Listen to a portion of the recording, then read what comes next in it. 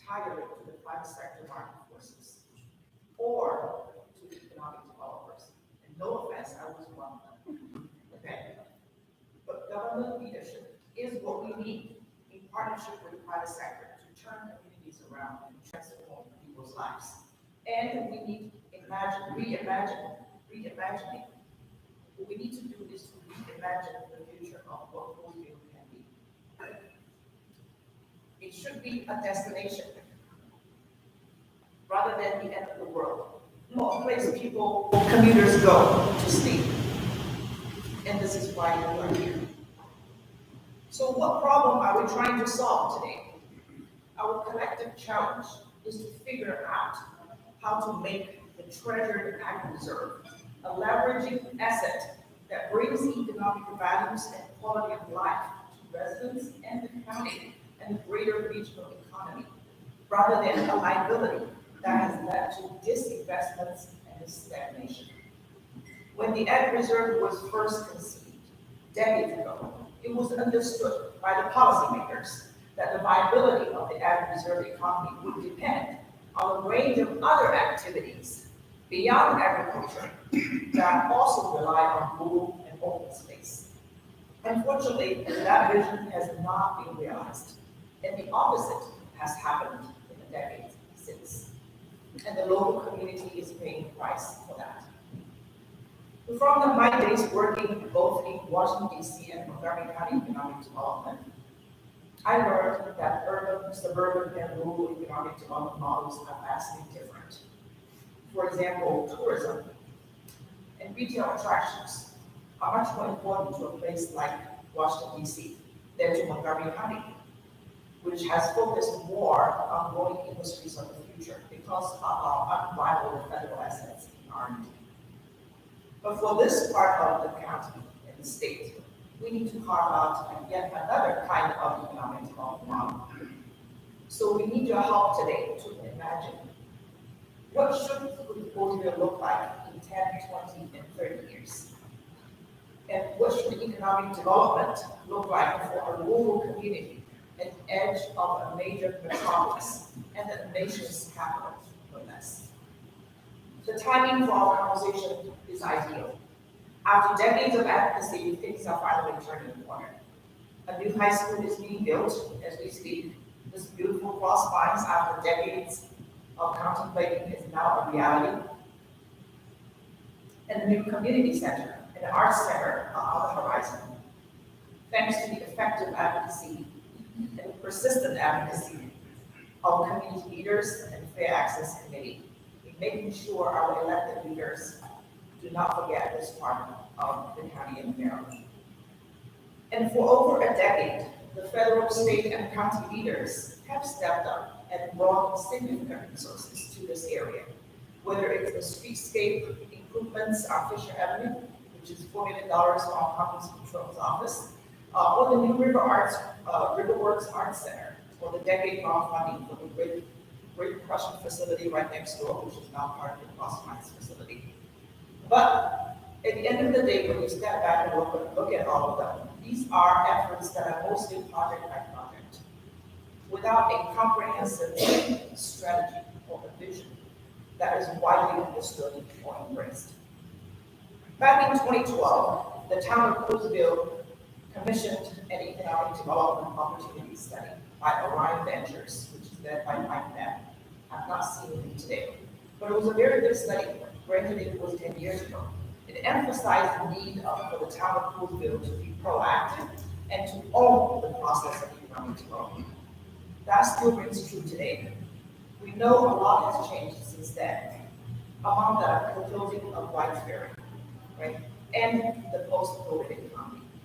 So today, our job is to start the leadership conversation on the broader economic strategy that reflects today's economy and today's community dynamics. We will set the stage with an overview of Louisville and the Western County area by the Department of Planning and the Fair Access Committee by Lincoln Jim and their favorite hub and spoke model, followed by two focused panel discussions. The first will be led by our current District 2 Council Member, Meryl Balcom, which will focus on agriculture-based economy. Councilman Nathan Reserve work. And the second panel, moderated by our Senator Brian Feldman, will focus on the broader economic opportunities beyond agriculture, including outdoor recreational activities, tourism, etc. We hope and expect the discussions to be fluid, so these two panels might actually overlap a little bit, which will be a great thing, and we'll end with a summary. Thank you again for taking the time to contribute to this conversation. We are very grateful for your leadership and look forward to our conversation.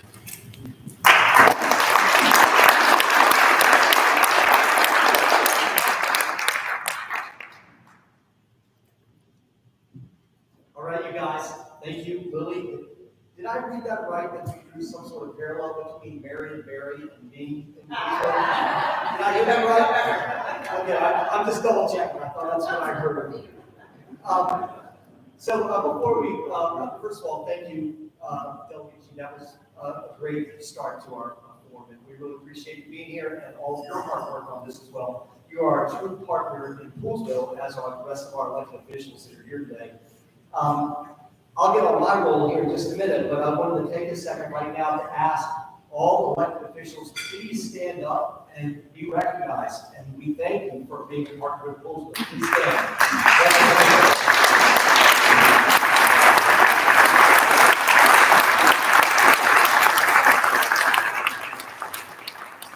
What an awesome group. And again, thank you for believing in us. And thank you for being here today. And we appreciate your support and your personal care for Western County and particularly Poolsville. We thank you for being here today, and Godspeed on your next re-election, whenever you're headed up there. Okay, so I'd like to introduce our next speaker to come on up here and introduce yourself from the Montgomery County Planning Commission, and it's all yours, Casey.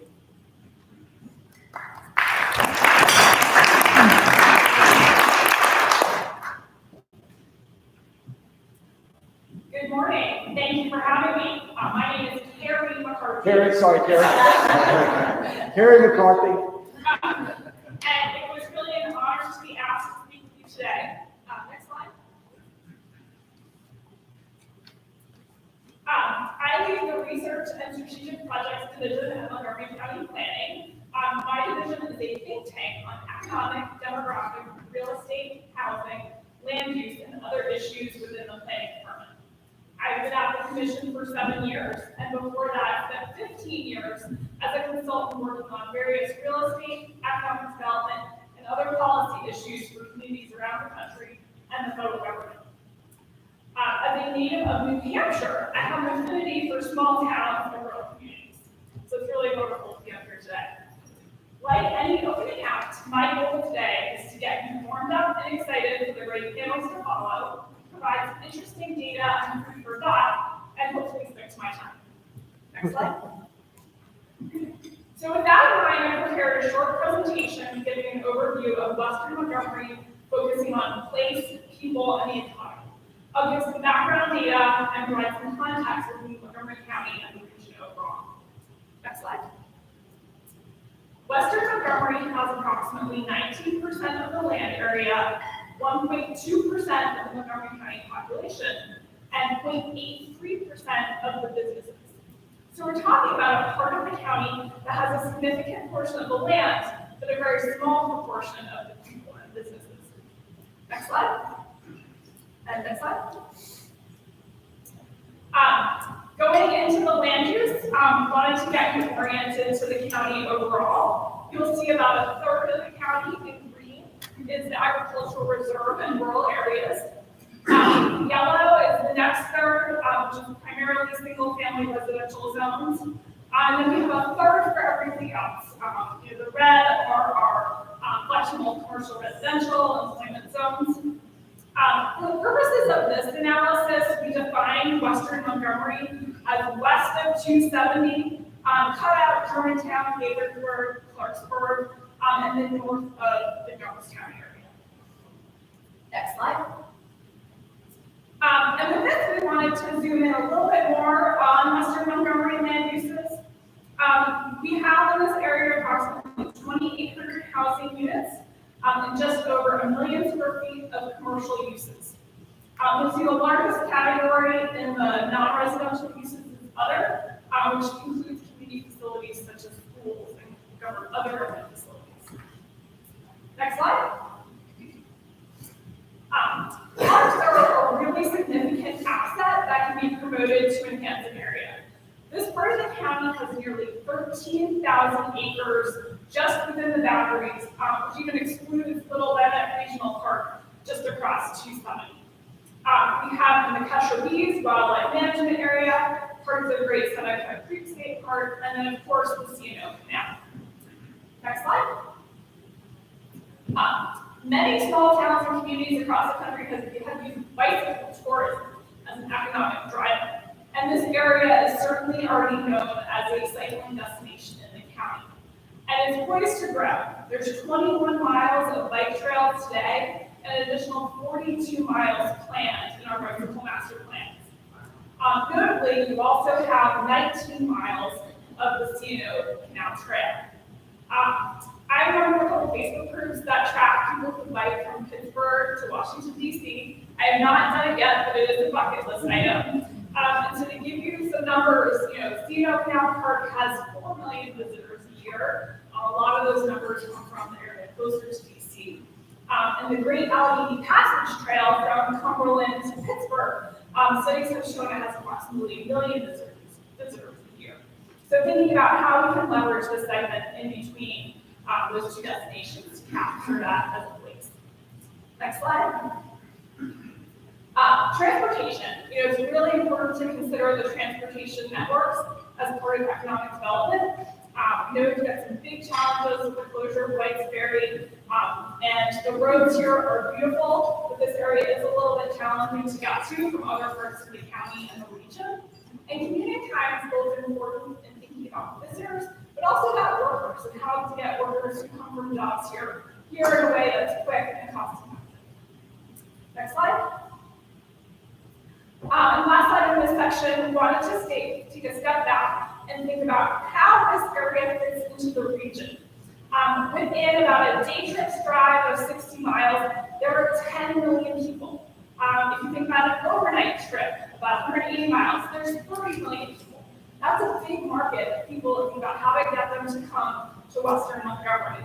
At the same time, within the region, there's a lot of competition from Frederick, Loudoun, and even up in Pennsylvania. Other communities with wineries, breweries, agriculture. And so what makes this area different and attractive? Next slide. Now I'll talk a little bit about the people that live here in Montgomery County. This map provides an overview of the population density. Not surprising, Louisville is really the center of the region with about 5,700 people. And then Montgomery County has a population of about 1 million overall. We also see there is a lot of density along the fringes of Western Montgomery. Germantown has around 90,000 people, Dargestown 6,700, Clarksburg 26,000, and Gaithersburg 69,000. So this is really a rural preserved area on the edge of this major urban and suburban county. Next slide. For educational attainment, the percentage of people with bachelor's degrees in Western Montgomery slightly lower than the county overall at 57% compared to 62%.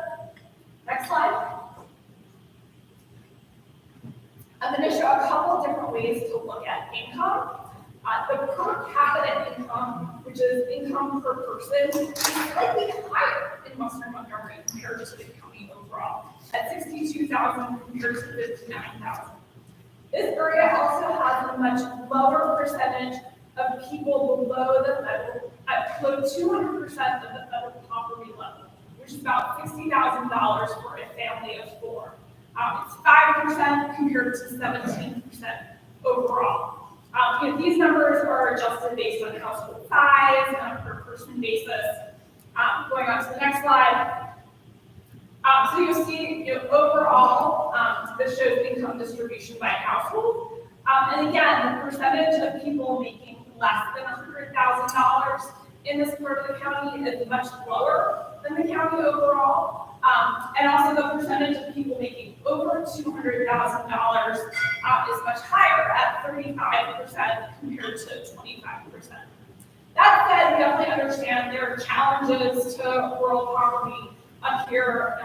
You'll see when we point on to the next slide, talking about age. This part of the county is slightly older than the county overall. There are likely to be smaller households, older people on fixed income. So even though the percentages of people who are lower income are smaller than the county overall, I know it is a concern up here of how to provide services to people in this rural area.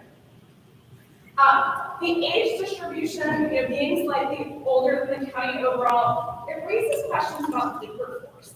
How do you get people into the area? What kind of housing might you need? What kind of jobs? And particularly, the numbers are pretty close, so there's more people here over 50, and fewer people in their 20s. So again, think about what is this labor force question in the future. Next slide. And here we get to labor force. For both the county and Western Montgomery overall, labor force participation is very high. It's slightly lower in this area, 67% compared to 70%, reflecting the older population. Also, the employment rate for both areas is very high, 96% compared to 95% in the county overall, and that reflects people in the labor force who want to have a job. So we're very fortunate to have time. Next slide. Looking at diversity, the racial and ethnic composition of Western Montgomery is really quite different from the county overall. 60% of the 13,000 people here are white, compared to 42% in the county overall. This area also has a significantly lower percentage of people who are foreign-born. We're able to get the number from Poolsville, and it's just 10% compared to 32% countywide.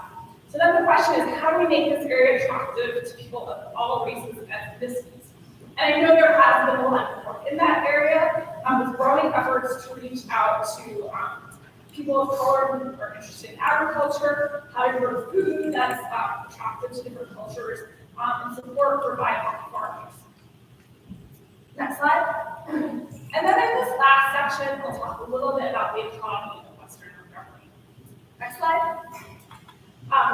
When thinking about economic development, you always want to start with your strengths. And this area really has a trove of unique assets across history, agriculture, sports, recreation, food, and community. So how can we really leverage those assets and use them to enhance the economy for the people who live here? Next slide.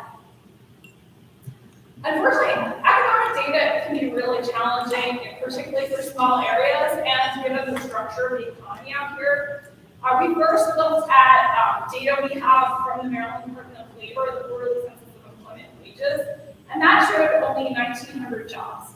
That seems a little low, given what we've heard all about agriculture. So we talked with Mike Shuffle and others, and the issue is, a lot of the farmers, there's seasonal jobs, there's cash jobs, part-time jobs, so they're just not tracked in federal data sources and state data sources. So we estimate, that's going to show there's probably 10,000 jobs out here. But it is a big range, and in areas there's a lack of great data. But the largest employers are Poolsville High School, Fine Earth Landscape, and Hughes Landscaping. Next slide. Of the state data we did have, we did break out jobs by industry. Again, this graph will also undercount the likely jobs in agriculture and the recreational seasonal jobs. The largest category is this broad administrative waste management remediation category that includes several landscaping companies, Covanta, the trash recycling contractor, the wildlife management company, and a lot of other miscellaneous companies. Next slide. This graph just shows the mix of business establishments in West County. Overall, that average firm has 7 employees. The most frequently reported number of employees is 1, and the largest is over 100. And again, looking at economic data, things are often categorized a little oddly because businesses respond to these surveys themselves. And like the North American industrial classification is a little old, so there's definitely some challenges. For example, wineries are counted under manufacturing, not agriculture. Next slide. This one should just give you a sense of the distribution of business establishments compared to the county overall. We see this area is overrepresented with agriculture, as you'd expect, which is represented in this orange in the middle. And then it's also overrepresented by construction, significantly manufacturing and arts and recreation. Of the total businesses, there's smaller percentages here of the county overall of retail and healthcare and social systems. And some of these are what you'd expect to see given the smaller population in this area. And it clearly represents an economy that's based on agriculture, manufacture, not tourism. Next slide. Now I'm going to show some data that's county-wide data on agriculture. It's not specific to Western Montgomery. This is from the USDA Agricultural Survey, and unfortunately, the most recent data available is from 2017, which feels like a really long time ago given the pandemic and everything that's happened since. The good news is they're supposed to have a new survey out in 2024. But it shows we have over 500 farms. An overwhelming number are quite small at less than 50 acres, and only 30 farms are over 500 acres. Mike Shuffle from the Office of Agriculture reports that overall we don't know what the next ag survey numbers will show. They're getting more requests from new beginning farmers, more requests from farmers operating on small land, more requests from folks wanting to grow culturally appropriate food, more requests from folks wanting to do ag tourism type uses, and overall more requests from people interested in agriculture in general. Next slide. And then this slide, again, this is county-wide data, shows the sales, distribution of farms by sales.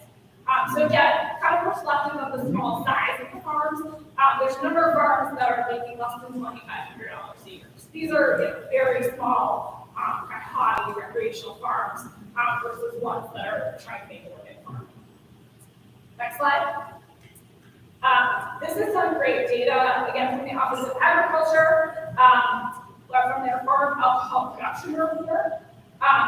80% of the jobs are part-time. It's grown pretty significantly over the past few years. That's the graph on the left. The graph on the top tracks tasting room capacity in the green bars versus total licensed establishments. Again, good solid growth in both. And lastly, gross sales. Today, it's over $12 million a year, almost $13 million. Next slide. And lastly, I leave you with a few takeaways. How can Western Montgomery position itself in the region as a unique, special, attractive destination for a range of activities?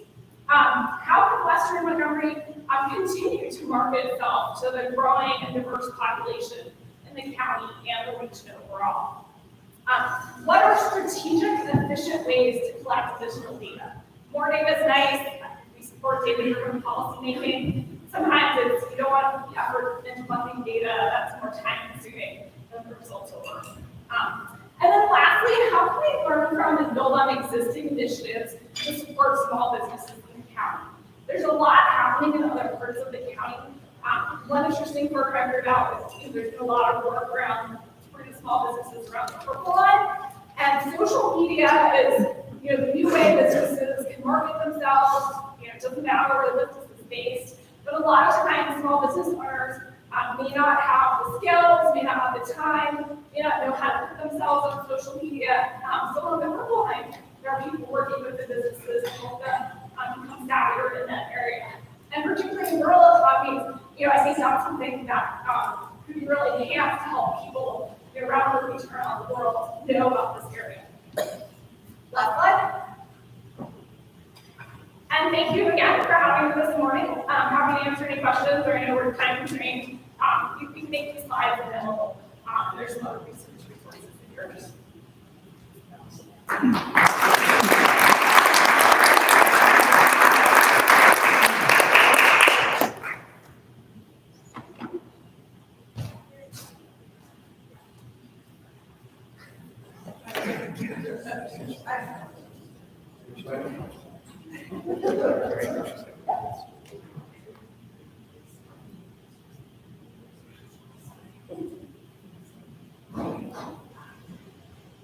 you. Thank you for your presentation. That was very, very informative. Harry. So my question, I just came from a trip as part of my duties as a legislator on that economic development and so part of that presentation. We just did a trip to New York to visit some wineries, and an issue came up, and I'd like to put an issue here. And that is that some of these properties, some of these wineries and farm brewers are being taxed as commercial enterprises, manufacturing enterprises, as opposed to agricultural. And I just wondered if that was an issue here, because that's something we could fix maybe on the state level, if it were. I'm not deep into tax policy, so I don't have an answer for you. I don't know if someone else in the room does. The answer is yes. The answer is yes. So they are being taxed as commercial. So the property itself is not being taxed as commercial, the improvements that we're using for the tasting room are being taxed as commercial as opposed to agricultural. Okay, thank you. And the production facility is producing product.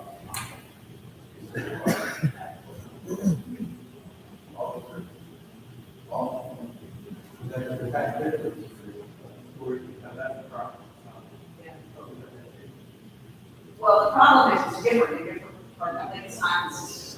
Yes. Okay. So we need to work on that. Thank you. Thank you so much, Terry. Appreciate it very much. Good presentation.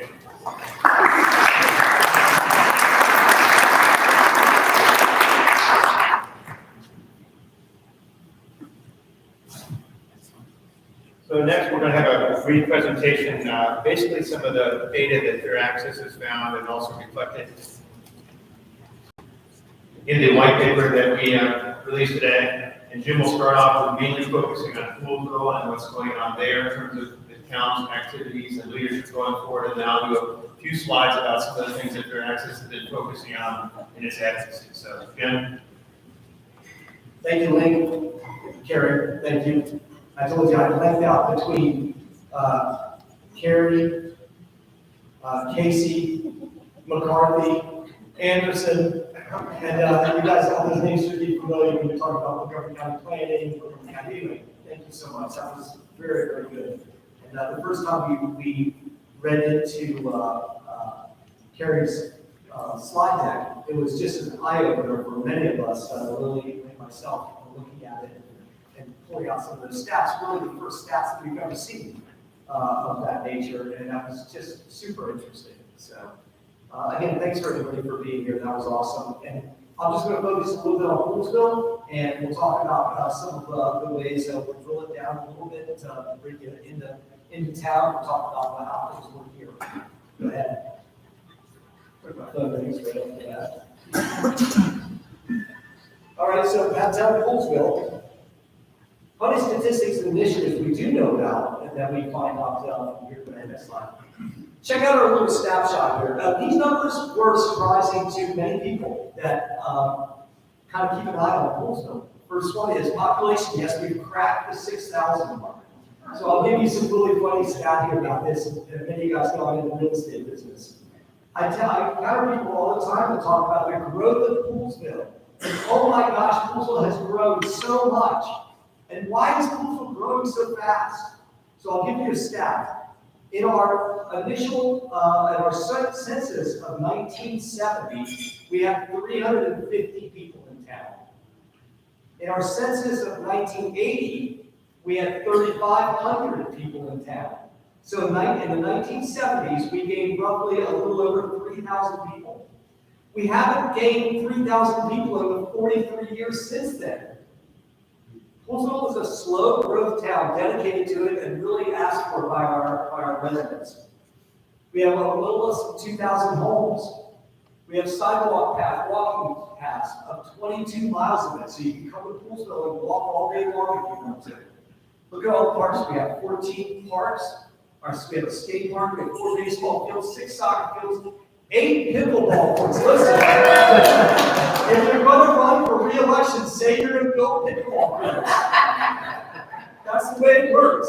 10 top lots too, and they don't go, but we still talk about it. Look at our sponsored events. Poolsville is a town that builds community. We build it every single day. We realize that, and as Carrie referred to earlier, we don't think that we're in the middle of nowhere. We think that we're in the middle of everything. And when you look at Poolsville that way, you can tell why. 6 sponsored town events each year, 7 events sponsored by the town, including fireworks and Poolsville Day, numerous other events and organizations that use our facilities to promote their own community that helps build our overall community. So there's always something fun happening in Poolsville, something to do with Poolsville. And as I tell people all the time, if you see the word fest, that then means we're drinking. So use that as your guide. Anyway, great times, and you guys, thanks to everybody that shows up for all of our events. We appreciate you. Poolsville area business community, our Chamber of Commerce, under the guidance of Tom Kettler, has now grown to over 150 businesses, and they're a very active part of our community. We plan on keeping them engaged as much as we can. 80% of the members are based in Poolsville, and the vast majority, which reflects one of the slide decks from Carrie, family or locally owned small firms. That's why every person counts in Poolsville. Every person counts because all of our businesses rely on it. They are family owned. The vast majority of them are small firms. Next slide. Okay, look at that. So of course, we survey the heck out of our residents, and we try to find out really what they want because they're the ones that decide how Poolsville gets run. Right off the bat, the number one word or phrase is small town feeling.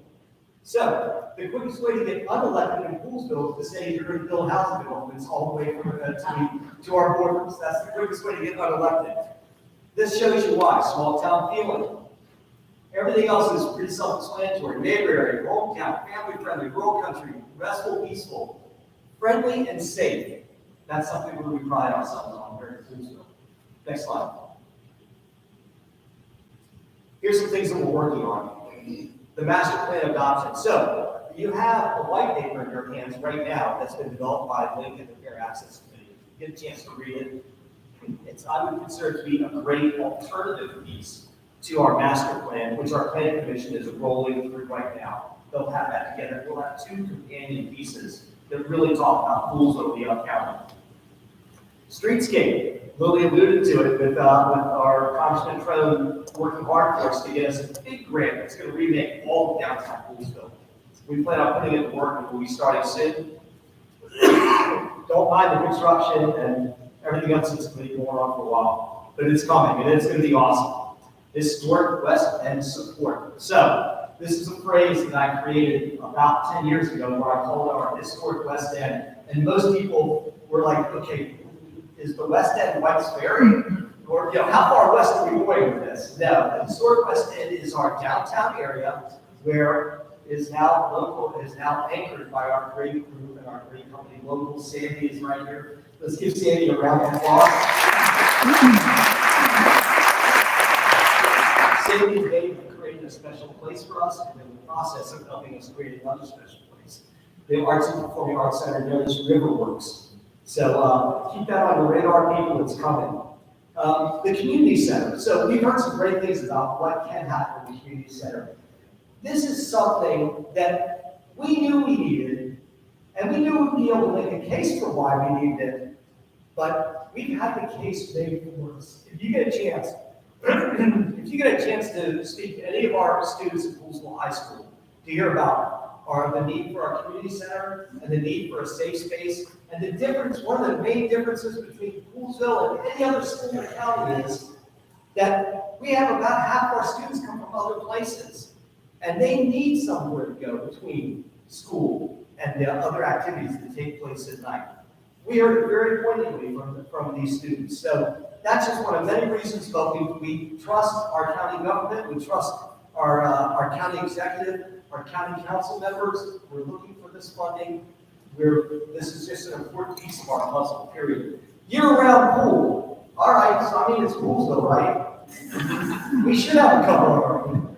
And that's something that, again, when you talk about the differences between other places that have other activities and the town of Poolsville supporting your regional area, of course, we need to have a covered pool. We need it for exercise. We need it for our seniors. We need it for all parts of our way of life up here. You're going to hear more about that. Co-op grocery store. This is something that we've been putting together, and it basically came down to a couple of us, including Delegate Fraser Dago, and I riding to Lovettsville and seeing the most beautiful co-op that you could ever imagine being built in a town that is half our size, has half our income, and is at about the same level of world as we are from everywhere else in Montgomery County.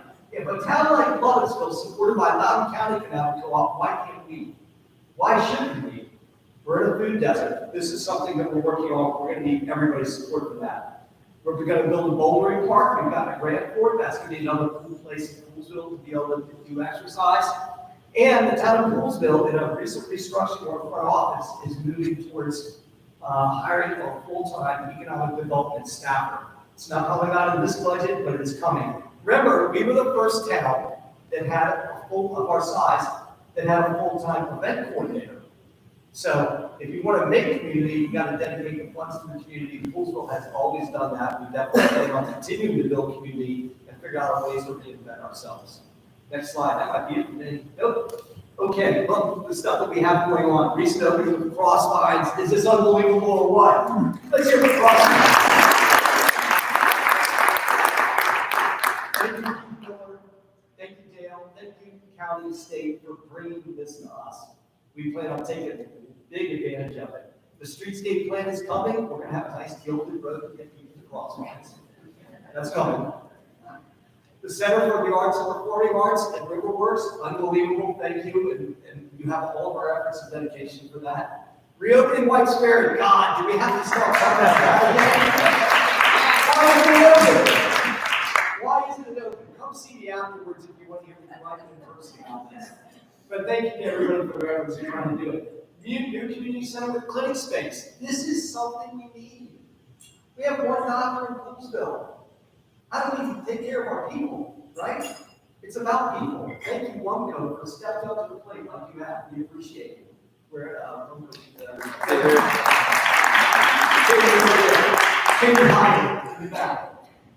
Thank you for that.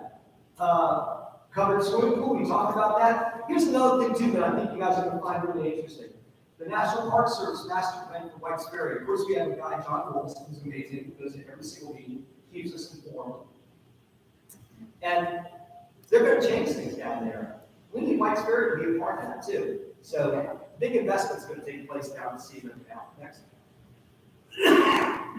All right, that was it for me. It's just time for my voice to get out. My man Lynn Cummings is going to come up and take us to the next level. Thanks, everybody. Thank you, Jim. Good overview of what's going on in Poolsville. Just wanted to quickly go over some of the initiatives that Fair Access is doing that are not all about the town, they're actually about Western County, because that's really our job. It's not to just be looking at schools, but Western County or a lot of stuff. Next slide. You can go past that one, go ahead. So in Montgomery County, we believe very strongly, and we've been saying this to our council members for a long time, that there's a framework in the county that actually is built around the word equity.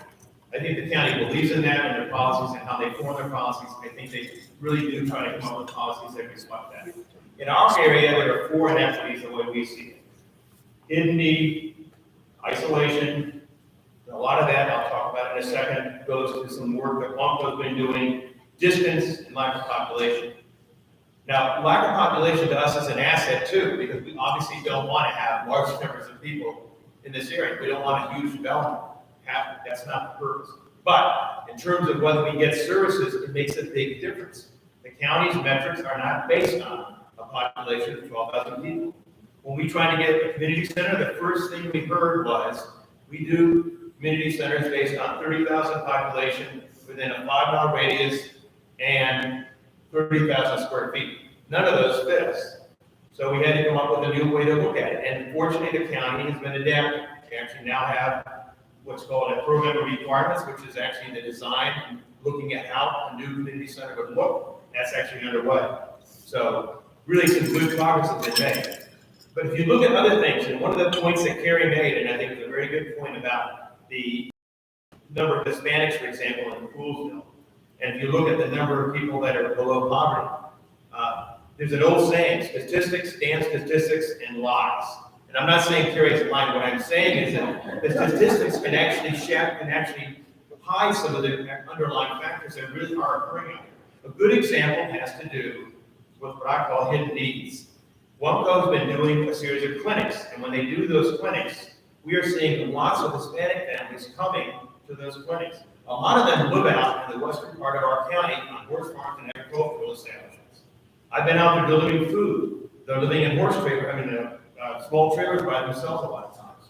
And those are hidden needs that are not reflected, I don't think, in the statistics. Again, not a criticism of what Carrie did. I think what she did is incredible. But there's a lot of hidden needs that just doesn't get reflected in what the statistics are showing.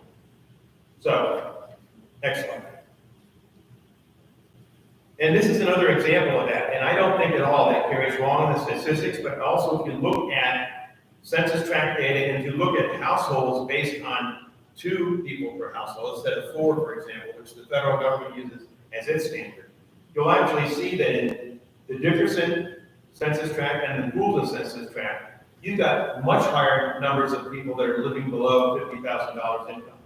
So there are a lot of people, and we think a lot of them, and again, WUMCO reflects this in a lot of the work we're doing. We think a lot of those people are living alone. Sometimes they might have a partner, but they're by themselves. They don't have, in a lot of cases, transportation. We don't have great public transportation out here at all. So those are, I think, another example of hidden need that are out here that are not reflected in the overall statistics. Next slide. I think you've all seen this slide before, but I think it bears repeating again, because again, a lot of the work we're trying to do in terms of getting a community center and a clinic space, and in terms of the work that we've been doing, working with WUMCO to try to get funding for healthcare clinics out here, has to do with the fact that our health outcomes are very bad. In a study that was done by the county by zip code several years ago, they found that our health outcomes were the poorest by far out of the 28 zip codes they looked at. And they didn't include Dickerson and Barnesville districts, which I think also had pretty poor health outcomes. So again, another example of the kinds of reasons we're pushing so hard for things like the community center, for things like the swimming pool. The swimming pool is not just about families, it is about families, but it's also about recovering from injuries, recovering from illness. A lot of those are people that are older, and if you saw the slide that Carrie had, we have an older population that's a little larger than the county, and we know that in the work that WUMCO is doing, in particular, driving people to the doctor, and that kind of thing. Next slide. Distance is one of those equity issues that's really important to us. We are far from places, and we actually value that. We want to be in the country, we want to be in the rural area, but it has a downside. This slide actually shows, when you look at those circles, those are areas around community centers, rec centers, senior centers, and other parts of the county. As you can see, even Damascus has a community center and a senior center. We don't. Now, we're on the road, we're hoping to get funding for it, but it's not there yet. And as Jim said, it's not just about older people and about families going to a community center for programs, it's also about our students. We had at our Career Access Breakfast this year, 5 students who came over and voluntarily wanted to speak to the council members and legislators who were there. And the point they made over and over again is a lot of them are here in this area to go to school, and they can't go back home after school's over until about 6 o'clock when they got after school activities. They want a safe space to go. They want a place, one of the things they said is they want a place to go do art, which I'm sure is music to Sandy's ears. But they want to do things that actually connect them to other students. They want to have mentors. They do want to see trusted adults. So that's another part of what we're trying to do is get community centered and funding for that on the radar screen. Next slide. As Jim mentioned, even access to primary care doctors in our area is very, very difficult. We have 2 very good primary care doctors, and I can tell you from personal experience, my parents use them, and my dad's 90, my mom 89. I actually have their cell phone numbers and their text. They do respond to text. Can you imagine in today's world? It's an advantage of living in our area because they are very personal, great doctors, but they can only do so much. As the slide showed, as Terry's numbers show, we have about 12,000 people or more in this area, and 2 doctors just can't serve all those needs. So again, this is one of the reasons that Plumco does this transportation program and why we need clinics up here. So, our white paper, next slide, is based on what we call the hub and spoke idea. And the commercial and services hubs of the Western County is Poolsville. We have a lot of restaurants, we have a lot of stores, we have Tractor Supply, we have a great gift shop here. Go check it out, you'll really love it. But these are all kind of ways to serve the spokes that are all around Poolsville, the different venues that exist around Poolsville. So if Poolsville can become as much a full-service area as possible, including having a community center, including have an arts and performing arts center, it can help support those venues out there much better and support visitors who come to this area and want to see what's the Ag Reserve has to offer. So one of the reasons we're working so hard to try to get things like the community center is to make Poolsville much more of a full-service center that can actually support all the venues around it and within it. Next slide. Fly 2050, as you know, is a great report, I think, and many good features of it. The thing that I really caught my eye when I looked at it in terms of the Ag Reserve was the fact that they had a quote in there that I wanted to read. The result is that many people who live outside of what contains the agricultural reserve are unfamiliar with it and do not take full advantage of opportunities to visit, enjoy, and develop an appreciation for the value of continued preservation of land, for farming, for recreation, and environmental stewardship. I think this is critical, and it's the point that we've been trying to make. If we can get these small businesses out here more support, get people to come out and take a look at what they have to offer. The history sites that we have, many of which are incredibly interesting, and again, I don't think are visited enough. We can do a great job of helping preserve the Ag Reserve because people will develop an appreciation for it, want to preserve it, want to see it continue to thrive. And that's really why we're focused so heavily on this, is trying to make that happen. Next slide. So we have some recommendations in our report, and as I said, I reserve the right to put smarter. So we don't have anything yet in terms of a full-scale idea of what we need to do going forward. But I do know one thing, and that is that we do need a lot more data on are people visiting, what are they visiting out here? Where are they coming from? What do they like when they come out here? What do they want to see again and again and again? I can tell you over and over that when I'm in locals, and if you haven't been to locals, that's another one of those great spots you should visit. I hear people, I was just met a Silver Spring couple last week, and they said, we had no idea this was out here. This is Silver Spring, for Pete's sakes. So, the image of this area is great in one sense. It's green, it's open, it's farm, and that is fantastic. But in terms of trying to get people to come out here and look at some of the things we have to offer beyond that, I don't think that picture actually emerges. So that's part of what we're trying to do, is figure out how to do a better job of promoting those kinds of assets. There are a lot of groups out here that help do that, but these businesses on their own are small businesses. It's hard for them to do it. They need help. So part of what we're trying to do is figure out how to do a better job, as Lily always says, of being intentional about how we think about these businesses and how we support them. Let me go to one slide at the end. This is the last one. Now, this is an interesting picture. It's hard to see because it's a graphic I took of a report that we commissioned the town of Poolsville to try to support a co-op. In that report, there's an incredible research part of it that was done using anonymized GPS data. What you see here are little dots and also what look like rivers. Those aren't rivers.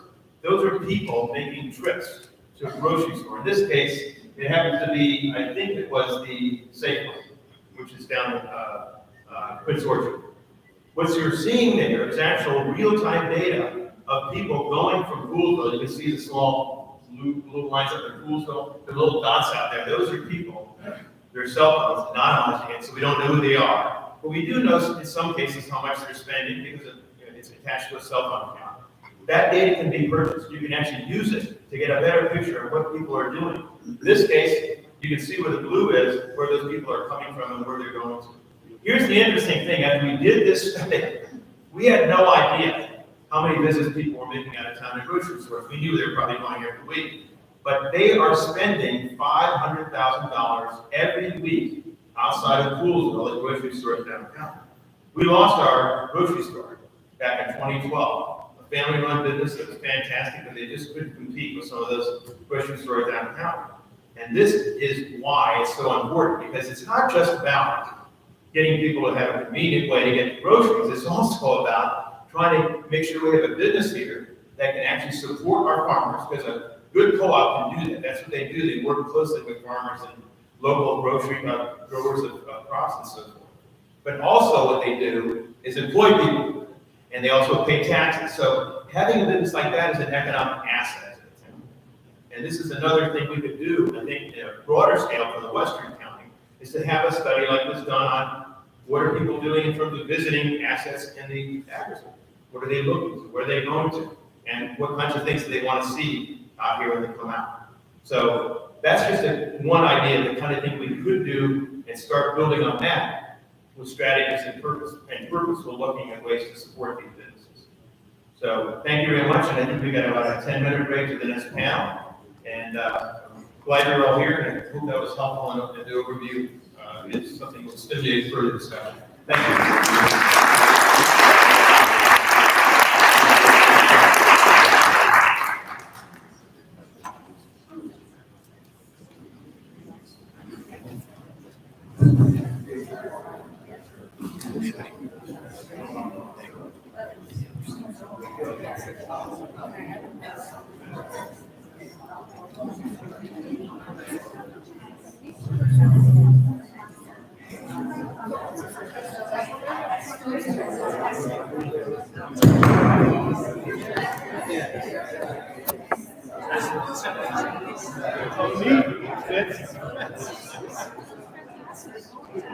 So I just hold this while I move the table, and then I'll move the table up, like, I'm thinking like right there. Okay. Does that sound good? Yep.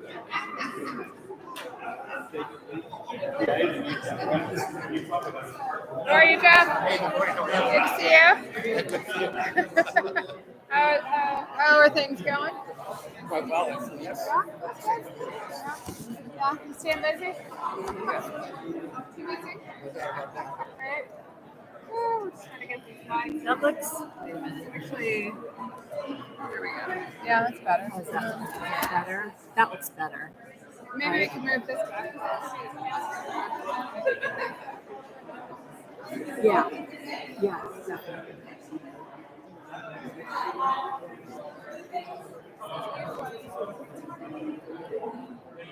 Okay, then we've got all the chairs. If I do it this way, we've got all the chairs. And then the podium. Is that? That's good. Yep. That's better.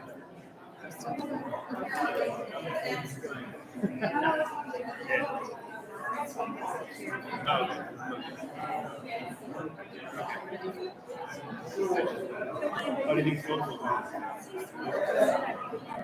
is? Yeah, she and I.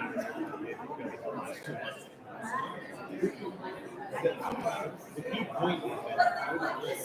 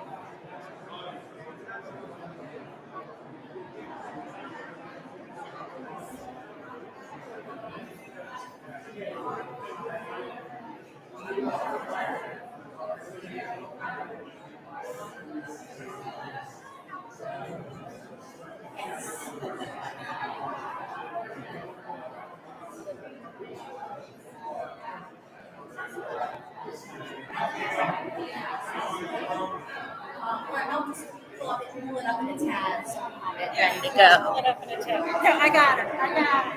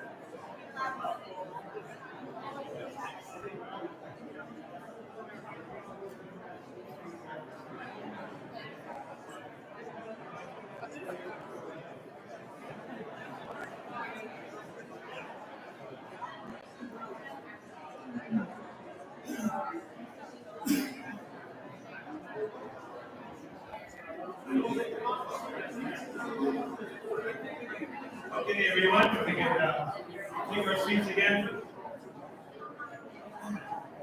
We got a panel now that we're on the balcony that's going to be heading, so if you have a seat, it'd be great. We'll start up again. Thank you.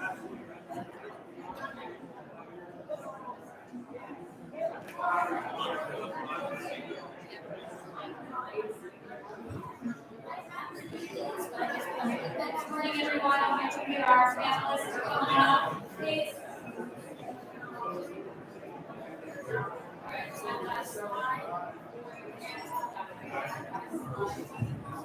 I think it's over here. Yes, if I can get our panelists to come on up, please.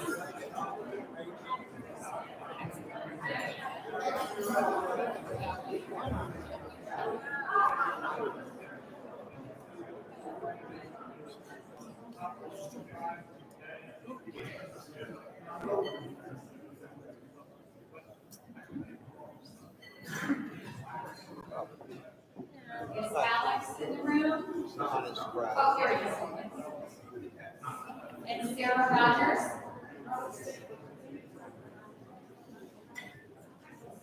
Is Sarah in the room?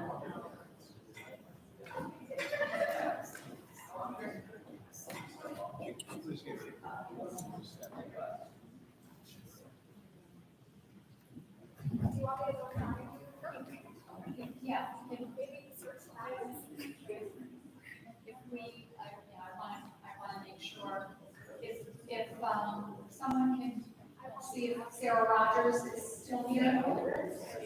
Definitely. Here she is.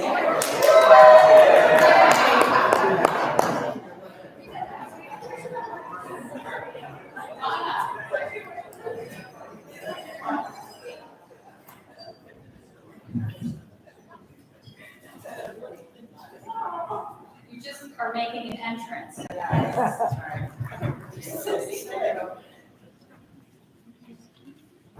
So thank you, everyone. And welcome, welcome, welcome to beautiful District 2, where it is always sunny in Poolsville. So I was talking earlier, we talked about, this is kind of like a portal. When you drive here, you enter a different space and time, and it's just a lot more relaxing. And to follow on Jim's West End, my colleague and I, Don Woodkey, share the Ag Reserve, and we finally refer to it as the Upper West Side and the Upper East Side. So I'm happy to be the district member for the Upper West Side. I want to recognize my colleagues in the room, Councilmember Natalie Penning-Gonzalez, you'll hear from her in the next panel, and Councilmember Lorianne Sales, who's with us today, who is no stranger to Poolsville, and we see her up here quite regularly, so we appreciate that. So I want to be brief because we have a lot to talk about, and we have all the right people in the room this morning to make sure that this is the start of the conversation. And we need to make sure that it's our responsibility that this is not a one-off chance for people to come and talk and then we all go away. We need to really think about intentionality, as Lily mentioned, and what we are going to do after today to make some of these ideas come to fruition. And when we talk about preserving the Ag Reserve's future, we have to include economic viability. We have great assets in Western Montgomery County, and we have many successful businesses, and then we need to leverage the successful businesses that we already have and make sure that we continue to grow. And we also, what's great about the people in the room today, we have the elected officials, government, whether it's the county, the state, our local elected officials. We have great partnerships. We have the private sector represented here today very successfully. And we also have nonprofits in the room. And putting my old chamber hat on, I always say nonprofit is just a tax status. They are still businesses. They hire people, they buy goods and services. And so we appreciate the contribution that our nonprofits make to our vital economy. So this panel will talk about building on our successes. How do we build on our core and for vitality? How do we respect the Ag Reserve while spurring on our economy? So that's what we'll talk about today. Keith Miller is with the Revenue Authority, and we'll start with Keith and this fabulous facility. So Keith. Well, thank you. And thanks everyone. You can come up here, sit down here. Yeah. I will do that. Thank you everyone for being here, and really, it's been interesting this morning to listen to everybody and hear the common themes that we've heard come through this whole presentation. And I really just want to thank everybody who organized this and put it together. And thanks for being here at Crosswise. We do appreciate having everybody here. I wanted to start, maybe just tell a little story about Crosswise and this facility, because a lot of people are familiar with this and what's here now, but there's a long history to this property. And I think it tells a story. I think it tells a story and the story of the reason why we're all here today to try and fix it. So if you go back in time, this was a private country club when it was developed. It was back in the 60s, it was Potomac Valley Country Club, was that it? Right? Potomac Valley Country Club. And if you look at the property and the building you're in right now, this building actually replaced the original clubhouse that was here as a private country club. On this property, there was basketball courts, there was tennis facilities, there was beach volleyball, there was soccer fields, there was horseshoes, 18 holes of golf, swimming pools. It was a facility that, quite honestly, is amazing, was built out here. And when you look at that, unfortunately, it had kind of a tragic end, and ultimately went out of business. And I think a lot of the reasons and what happened there was they didn't have this conversation at that time, right? We didn't realize that we need a lot more to happen, and you've got to look at it. As we heard today, it's not just about Poolsville being a hub, but you've got to look at the ag reserve as a whole. So as we started to look forward, and I think everybody knows the story of me meeting with the county executive, and we talked about two things: how do we support the wine industry, and how do we support the ag reserve? That was the vision of this property and where it started from. When we started looking at it, and we did research on supporting the wine industry. And quite honestly, the first thing that we heard when we started talking about how do we support the wine industry in the state of Maryland, well, not in Poolsville. You can't do that in Poolsville. And we said, why not? Well, it's too far away. And so that is a common thing. You hear it all the time when you're trying to do stuff in western Montgomery County. But it can work. We're proving that now. But when we looked at that model couldn't work on its own. And so then we started to look further and say, okay, well, what about the clubhouse, or the old event facility that was here? It was a restaurant, it was an event facility. And we said, well, what about that? We brought in consultants to take a look at it. Are we crazy? Can we do this? Can we rebuild it? And the consultants actually came back with real encouraging. Yes, this is amazing. They toured this facility, they toured all around this area, and they were just shocked that there was nothing else here. And they said, you can build this. I said, can we attract people to come? The data that they came to us with was, yes, from Philadelphia to Richmond, they will come. I said, I'm just worried about DC. And somebody said it before, maybe Silver Spring. But, it was there, so it was, the consultants all came in, everybody built the models, we looked at it and we said it can work. So we're here and we're open. It's great. I am so thrilled that everybody is here and everybody is talking the same language here, because we know what the issues are. There's a lot more work and a lot more support we need. Everybody needs in the ag reserve. How can we do it? Right? So you're hearing the themes today. It's location. Number one challenge. When we try and book events here right now, location. Second thing, accommodations. We need to talk about accommodations in the ag reserve. What does that look like? Because we need to build on it. We're going to get people here. The developer that we work with on this property and on this project really works with a lot of developments around the country and really developing with hotels and stuff. The model right now, they will tell you in the hotel industry, is staycations. Okay? 45 minutes away, 45 minutes to an hour and a half away. Guess what? We're 45 minutes, an hour and a half away from DC. This is the perfect location for that. But it's not only about this property, it's about the ag reserve as a whole. It's about all these small businesses. How do we get them? How do we get them here? How do we create this network and connection throughout the county and throughout the ag reserve to build it? Because, as we heard, the ag reserve was developed around the idea of not allowing large communities to develop, not housing companies. We don't want that, right? Everybody I think in this room is in agreement on that. Okay, we want that rural, we want that nice setting. We want it to be a farm location. We want it to be spread out. But if you're going to do that and you're going to maintain that and you're going to achieve that, you've got to be able to attract people here, to support all the small businesses and to make it work. You've got to be able to accommodate them for a night or two. Get them out here, create the experiences. Okay, and that's really what we're looking at. Workforce is a challenge, right? So I just came from a conference, was at yesterday, and there was two things they talked about. which I didn't hear this term before, and it goes back to accommodations, but it was revenge travel.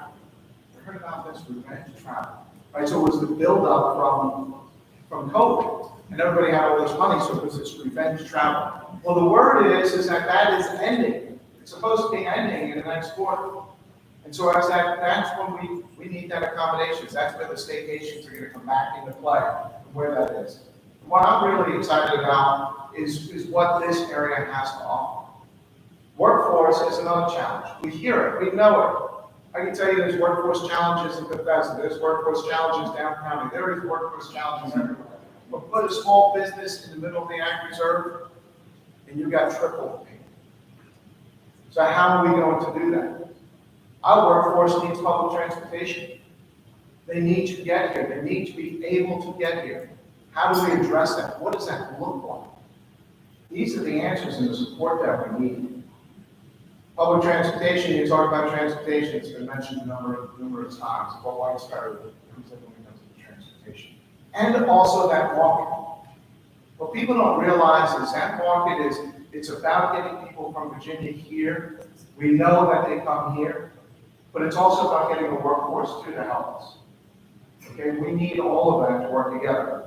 The vision with ag and supporting ag tourism is exactly what we're talking about today. There's a lot of work. We've got to start working together. This, I believe, is a great start. But what's next and what's the next conversations? How do we solve the challenges? Right? So the vision of this property is be one of the gateways. And I say one of the gateways to the ag reserve because I think there's going to be multiple gateways to the ag reserve. But be the property there where people can come and learn about the ag reserve and understand what is available and how to get there. I will tell you that I live in Clarksburg. I've been here for 18 years. I love the ag reserve. But the biggest challenge I have about the ag reserve is I don't know where to go.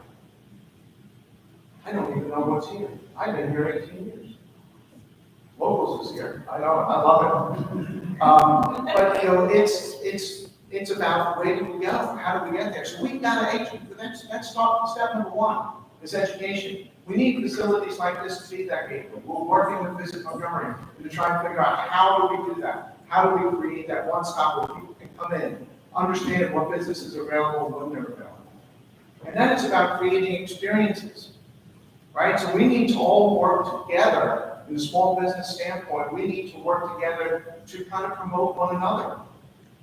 Okay? It is not about being against one another. It's about if we all work together and create that experience, it will rise. We will create that experience. We will create the people coming out here and support all of the small businesses. That's what it's about. But there's going to be some tough conversations. You've got a road system here that really doesn't support it. How are you going to have that conversation about it? Okay, I'm not saying you've got to change every road out here. I'm not saying you're going to build highways out here. I know the rustic roads and I understand them and respect them. And it's part of what makes Montgomery County and the ag reserve so great. But you have got to have a gateway to network where people understand you can go this way. This is the route. Jim, you talked about downtown. Downtown, that's what we're talking about. How do you bring, where is that main network that goes through?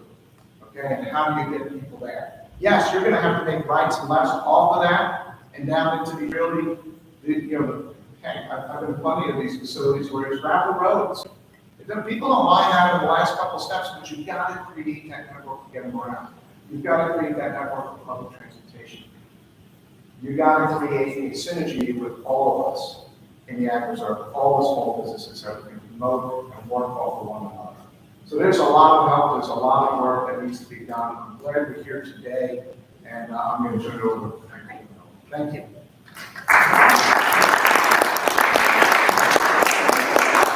Thank you. I was just going to give a little flag of stopping, and rarely do I stop anyone who's talking about roads, okay? So I appreciate that. I appreciate all the work that you're doing. This is a fabulous place, and it's in everyone's best interest in this room that Crosslines is successful, so we'll do our part to do that.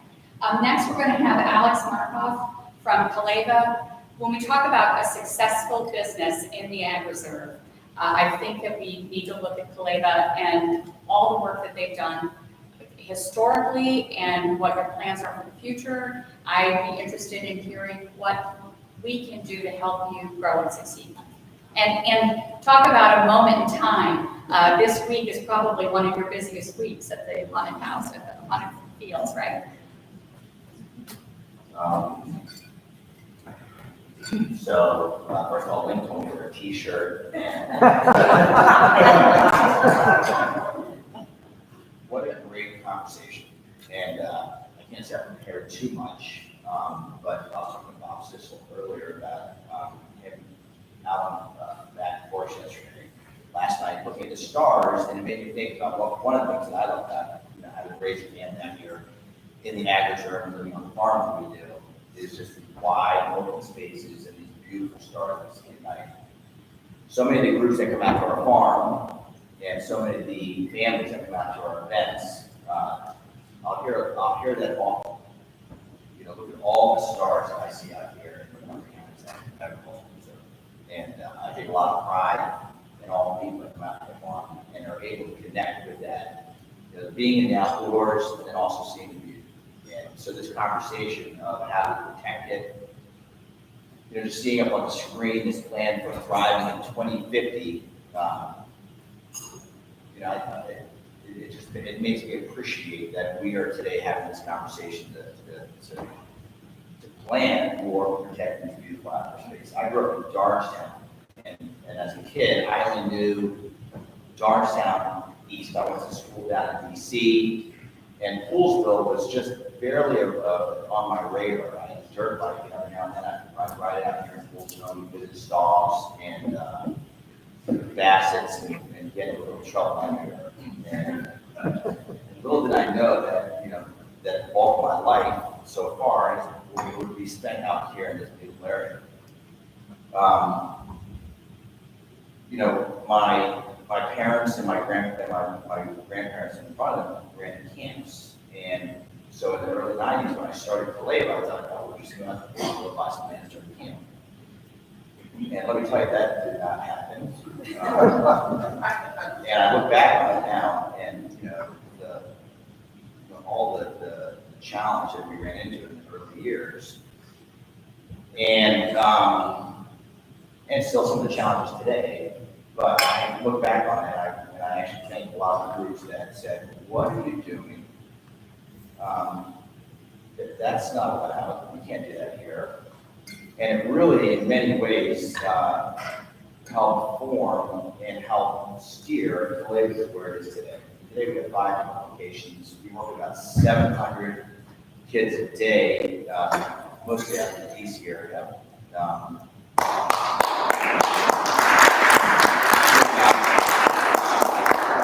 About 5,000 to 6,000 unique kids that come through our program.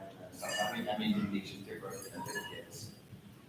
And 5,000 to 6,000. And then during the October season, which are about now, we get about 30,000 people that come out to our farm that see all this beautiful stuff, outdoor space, and also walk around the woods.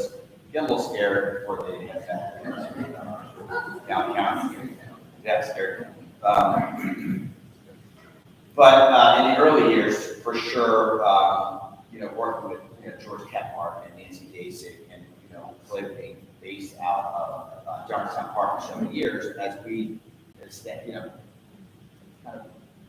of develop more ag-centric and riding-centric and environmental-centric programs that would fit in that.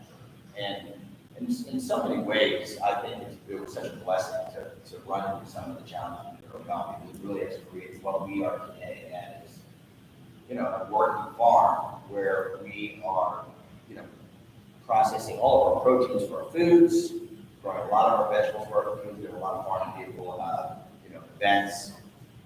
And I wouldn't want to have them anywhere else besides right here in the Poolsville, even though I consider myself a Jeffersonian, but it really is a Poolsville area. On our farm. So, in terms of looking forward, you're asking where's Kaleva in many years? And, it's a forum today that really makes me think about that. And, you know, we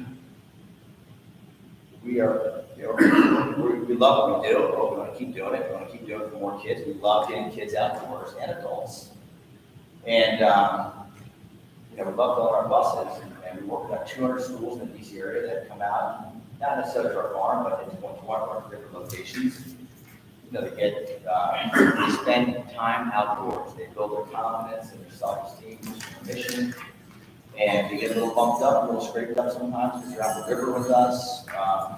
But we love that they get this experience at the river.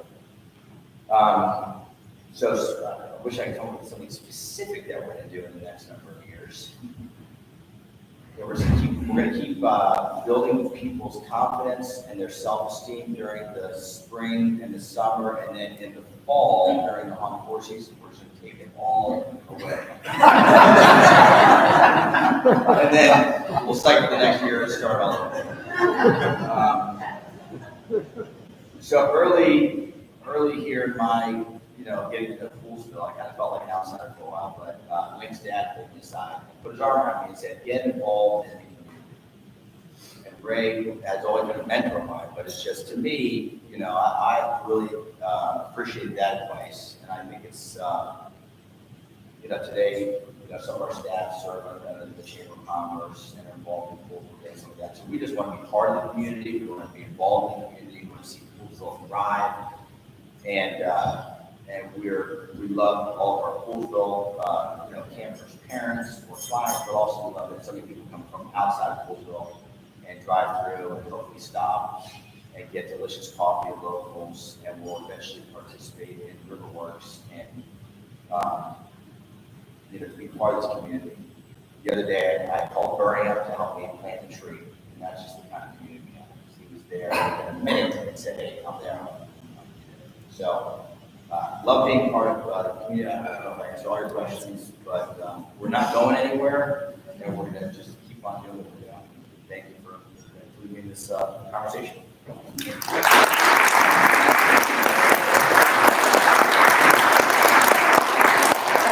have to say, as a mother of a high school student way back, many years coming to the Pond Forest, so thank you. And she recovered. She's successful now, so. But it's such an asset. And in terms of, I go to casino now all the time, and my entry point is Riley's Lock. So I see Kaleva as much as I see locals. And sorry, see me, but so I see you all the time. Okay, so when we talk about our assets, our heritage sites are something that we're very proud of. And speaking of locals just won an award for the preservation of the Pool House. Not the Pool House, John Pool House. Different thing. And we have such assets here. And so I'm going to ask Sarah Rogers from Heritage Montgomery to come and talk about how we can share those assets with the global community. So thank you.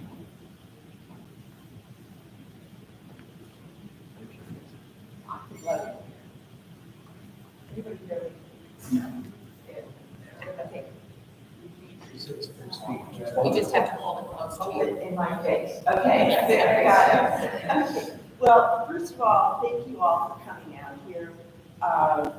This is someplace that I have worked in and learned to love over the last 10 years. Some of you may know who I am, and some of you may only know our good works. I'm the executive director of Heritage Montgomery, and my background includes principal roles in the design, interpretation, and development of the National Park Service John Smith and Stars Banner Trails, as well as the Chesapeake Bay Gateways Network, which links over 180 parks, museums, sites in a multi-state region, including Maryland, Virginia, Delaware, and New York. So my whole background is weaving and macrameing all of these stories together so they produce one product that is inviting and accessible to everybody. Each of the products that I mentioned before greatly increase tourist traffic and spending by unifying the tourism product or a unified plan will allow sites to retain and promote their individual character. A little bit about Heritage Montgomery, in case you don't know who we are. We are a not-for-profit organization. We are supported by the state. We are one of 13 state certified heritage areas. The county also generously supports us. And the areas that we focus, or the things we focus on, the commitments to preserving historical, cultural, and natural resources for sustainable economic development through heritage tourism. So Heritage Montgomery is dedicated to the mission of preserving and promoting local history, culture, and distinctive natural areas. So we are not just the folks that stay in old buildings. We encourage people to preserve their history so that it can be shared with others. We also provide technical assistance to our partners in many forms, such as grant writing, interpretive planning, and grading, and awareness of visitor needs and expectations, so that we can serve people better. In addition to destination development, which identifies and funds tourism opportunities, we provide linkages to resources and partners. And you can find all the rest of the stuff that I was about to read on our website, so I'm not going to do it. We have 4 major local themes, and we weave those stories together throughout the county. You can see some of our numbers and things. Heritage tourism brings over $370 million into this county every year. The stories that we interpret for people are transportation, which we can see it now, the river, the Vienna Railroad, cultures and crossroads, which we talk about on paper, history and heritage. We've also been extremely active in preserving our African American heritage culture, the beautiful buildings that you sometimes see along in the field are so often historic African American sites and community centers.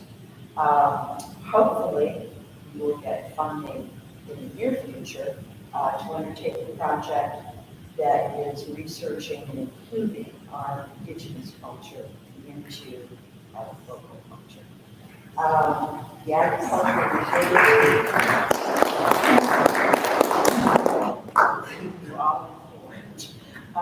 the agricultural reserve is our standalone property piece, which we are so proud to represent because we have an absolute embarrassment of riches up here.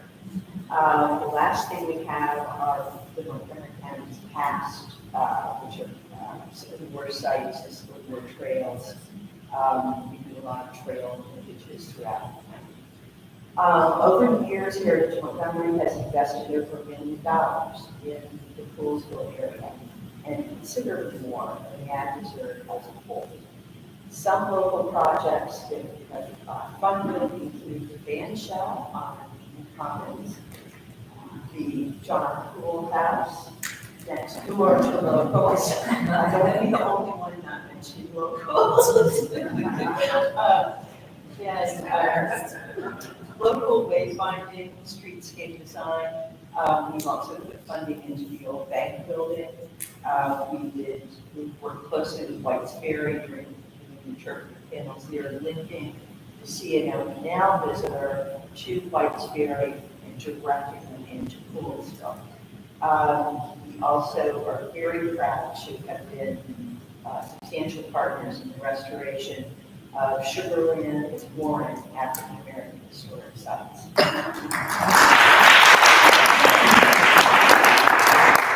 Our privilege to serve. Collectively, these projects are the foundations of a variety of visitor experiences, making the Ag Reserve attractive and accessible to both locals and visitors. As we expand our tourism offerings, we hope to continue working closely with various groups, developing cohesive, thoughtful, and sustainable tourism products. And the rest of us you can find on the website.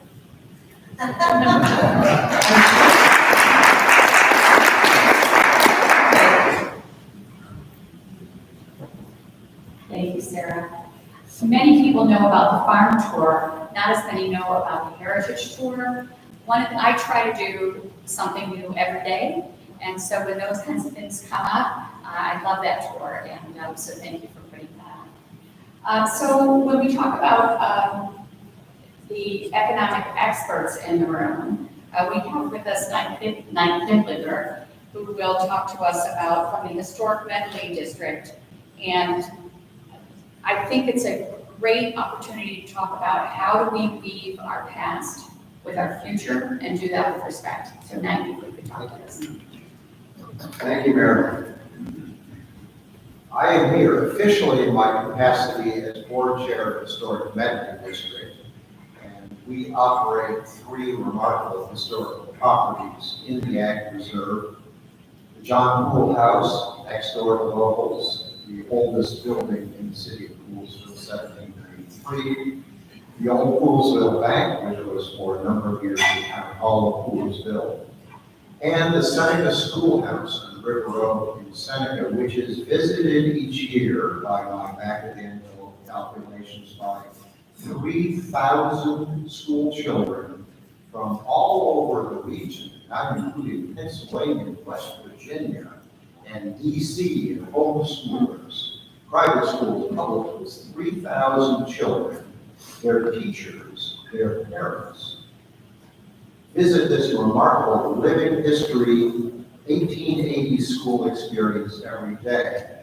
We are pleased that our 3 historic properties are mainstays of Sarah Rogers' Heritage Days, touring West Montgomery County twice a year.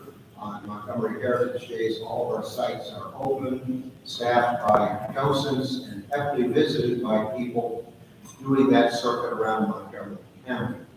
On a personal note, I have not lived in the Ag Reserve my entire life, only 65 years. I'm not going to tell you how old I was when my family moved to Seneca. And our farm in Seneca is in the very southeast corner, the gateway to the southeast corner of the Ag Reserve, just across Seneca Creek. Today, it is the largest and closest farm to Washington, D.C., only 16 miles from Western Avenue in Washington, D.C. 16 miles on River Road takes you into the Ag Reserve, and our farm is a few hundred yards up the hill from Seneca Creek. So, I want to do a bump and run, as they say in football past matters.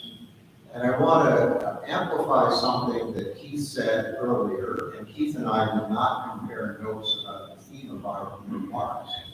But I want to say that there is a critical missing ingredient in the tourism potential of Western Montgomery County, what we call the Ag Reserve. That critical missing ingredient is what I call hospitality lodging. Keith used the phrase accommodations, same word.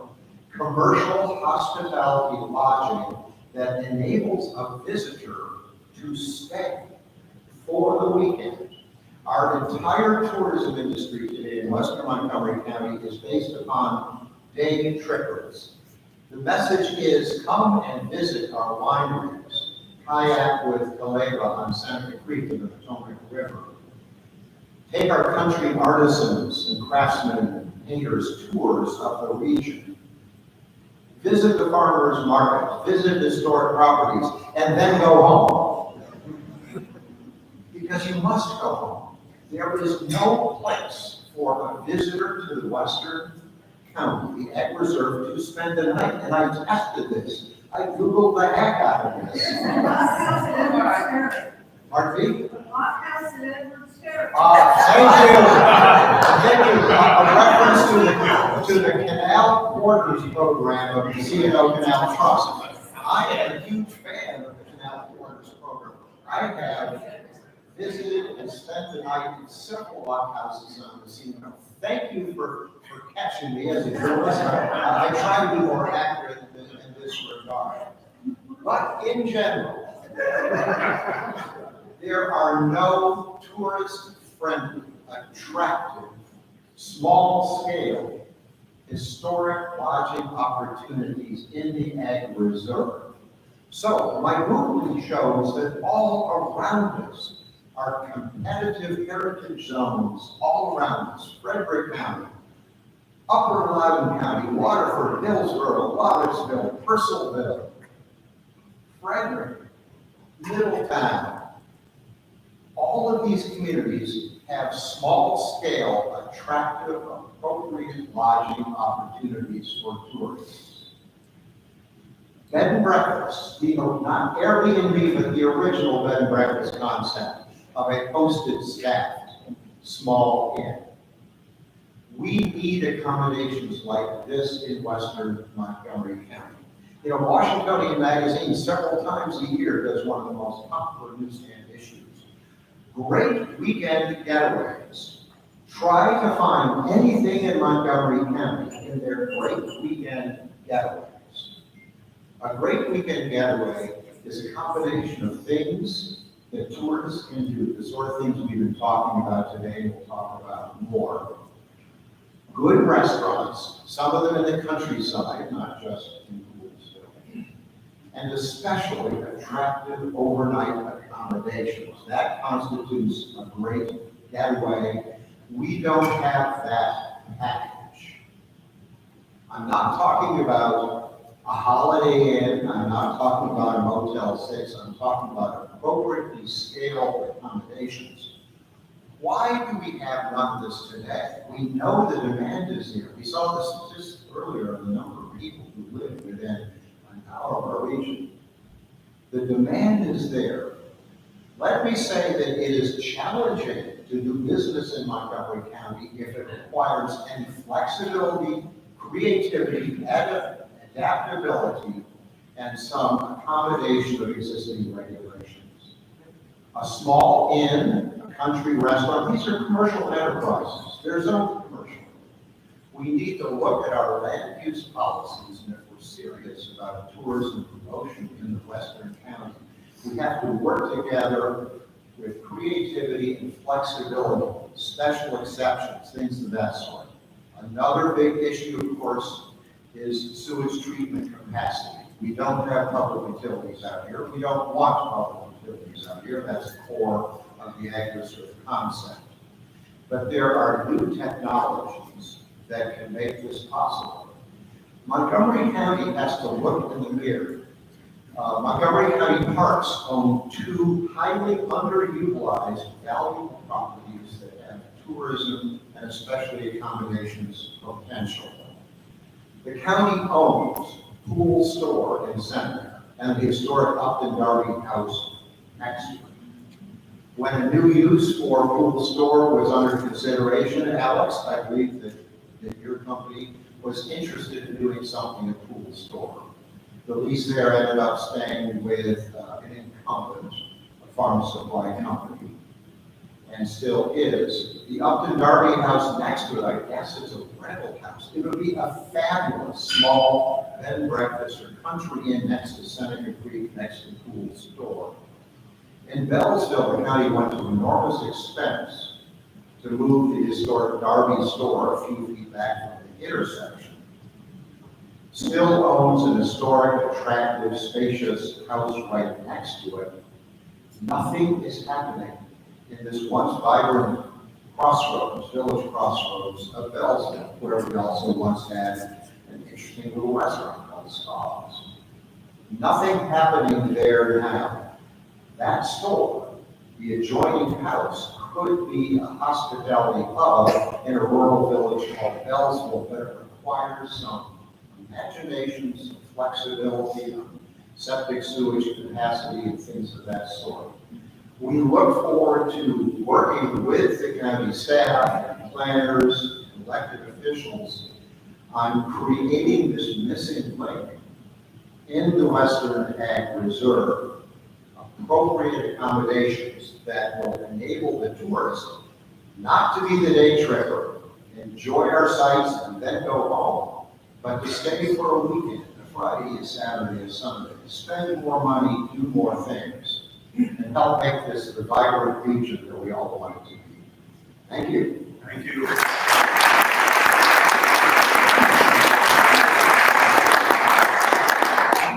Thank you. Thank you for that. Okay, to bring us home is Hillary Schwab from the Poolsville Chamber of Commerce. And Hillary can provide a dual purpose as a successful business owner in Poolsville and as well as the from the chamber perspective. So bring us on home. Thank you, Marilyn. Can you hear me? Yes. Yeah? Yeah. First of all, I want to welcome you all out to Poolsville. The president of the chamber, Tom Cutler, was unable to attend, and he asked me to attend on behalf of the board of the chamber. We're lucky you got me in on Tom, because he's a good talker, and I'm a visual person, so I'm going to keep this a little bit brief. The Poolsville Chamber has been around since 1979. Currently, we have about 150 members. And as you all know, we have a very small portion of our members that have retail stores. Most of our members are organizations and small businesses that are service industry professionals. So we are a very close-knit community, our chamber, and it's been my privilege to be a part of this community. We're proud of what we do. So, I should have written down remarks. I didn't want to actually be speaking. So, what you all see up here is my baby. It actually would be faster to have a baby than to get this website up. We just launched the redo of our website. The young lady who's doing the thing, can you scroll a little bit so people can see? So we have tried to make our website interactive, and we've tried to make it so that not only our events, but the town events and our members' events can be on our website. We want to make our website a go-to place, not just for our members, but for visitors to the Poolsville area. And if you click on the Visit Us, it's not a completed section yet, but we produce every couple of years a tourism map. If you don't have a copy of it or haven't seen it, you can download it from our website, or you can pick it up out front of the desk. And we also have boards printed throughout the area that have maps of things that people can see and do and visit. So we've tried to make our website interactive. We want people that are visiting the area know that they can go to the Chamber of Commerce and they can see and use on their phones. If you scroll down, we have this interactive map that people can click on these various pinpoints and pull up different restaurants, areas to visit. It may not all be functional at the moment, but like I said, we just launched it and we're trying to get everything working so that people can just click on their phone, say, hey, I want a restaurant, find the pinpoint, have to go to Google Maps, they can visit very easily. I'm looking forward to night opening up the bed and breakfast so that anyone who comes to our area can use our map and stay at this place. I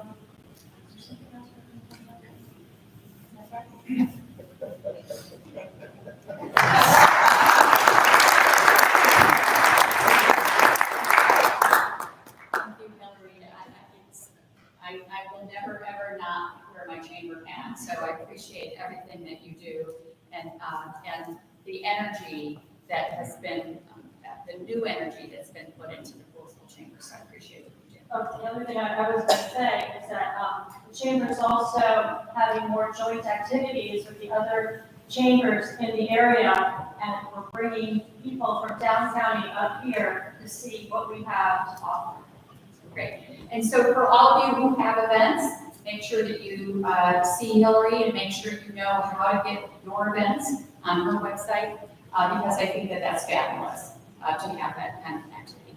So thank you all. We have another excellent panel coming up. I want to thank each of our guests this morning, and please make sure that you are visiting all the businesses here in Poolsville, but more importantly, making sure that you invite people who aren't from the Ag Reserve, who aren't from Poolsville, to come and see what a wonderful place this is. So thank you all.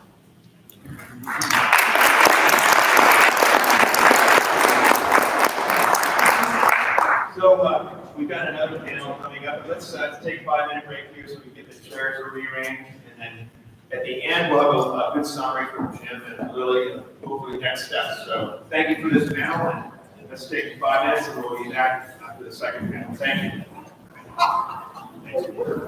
Thanks, Alex.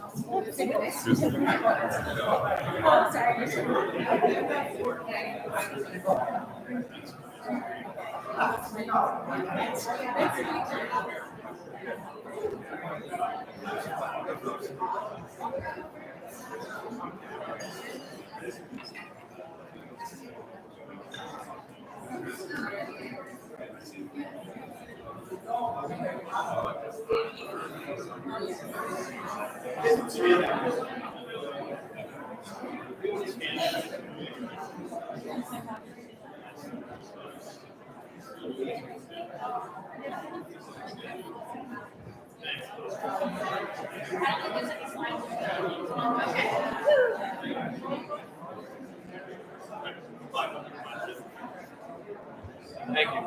Take care. Good to see you. Thank you.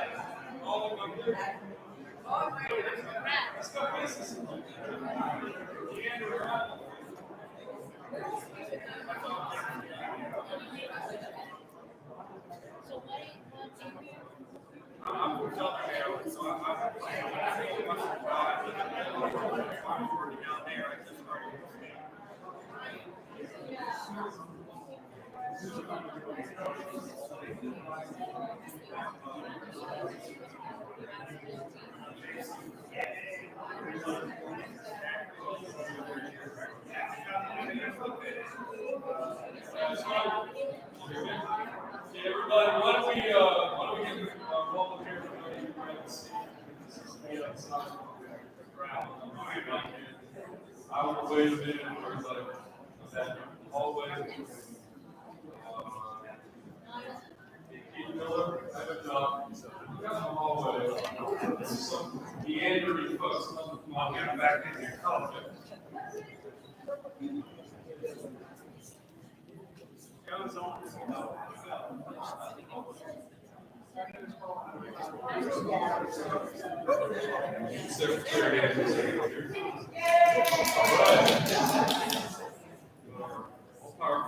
Secretary. Okay, guys. Well, Marilyn Balcom said, "Welcome to Council District 2." I'm going to say, "Welcome to Legislative District 15." Strongest delegation in the state of Maryland in the State House. So I represent District 15 in the State Senate, along with my teammates, Sylvie Chief, and Francis Aldo, and we have a tremendous panel here. Just to sort of set the stage, the title of this segment, of this panel is Reimagined Model for Economic Growth in Western Maryland. What does it look like?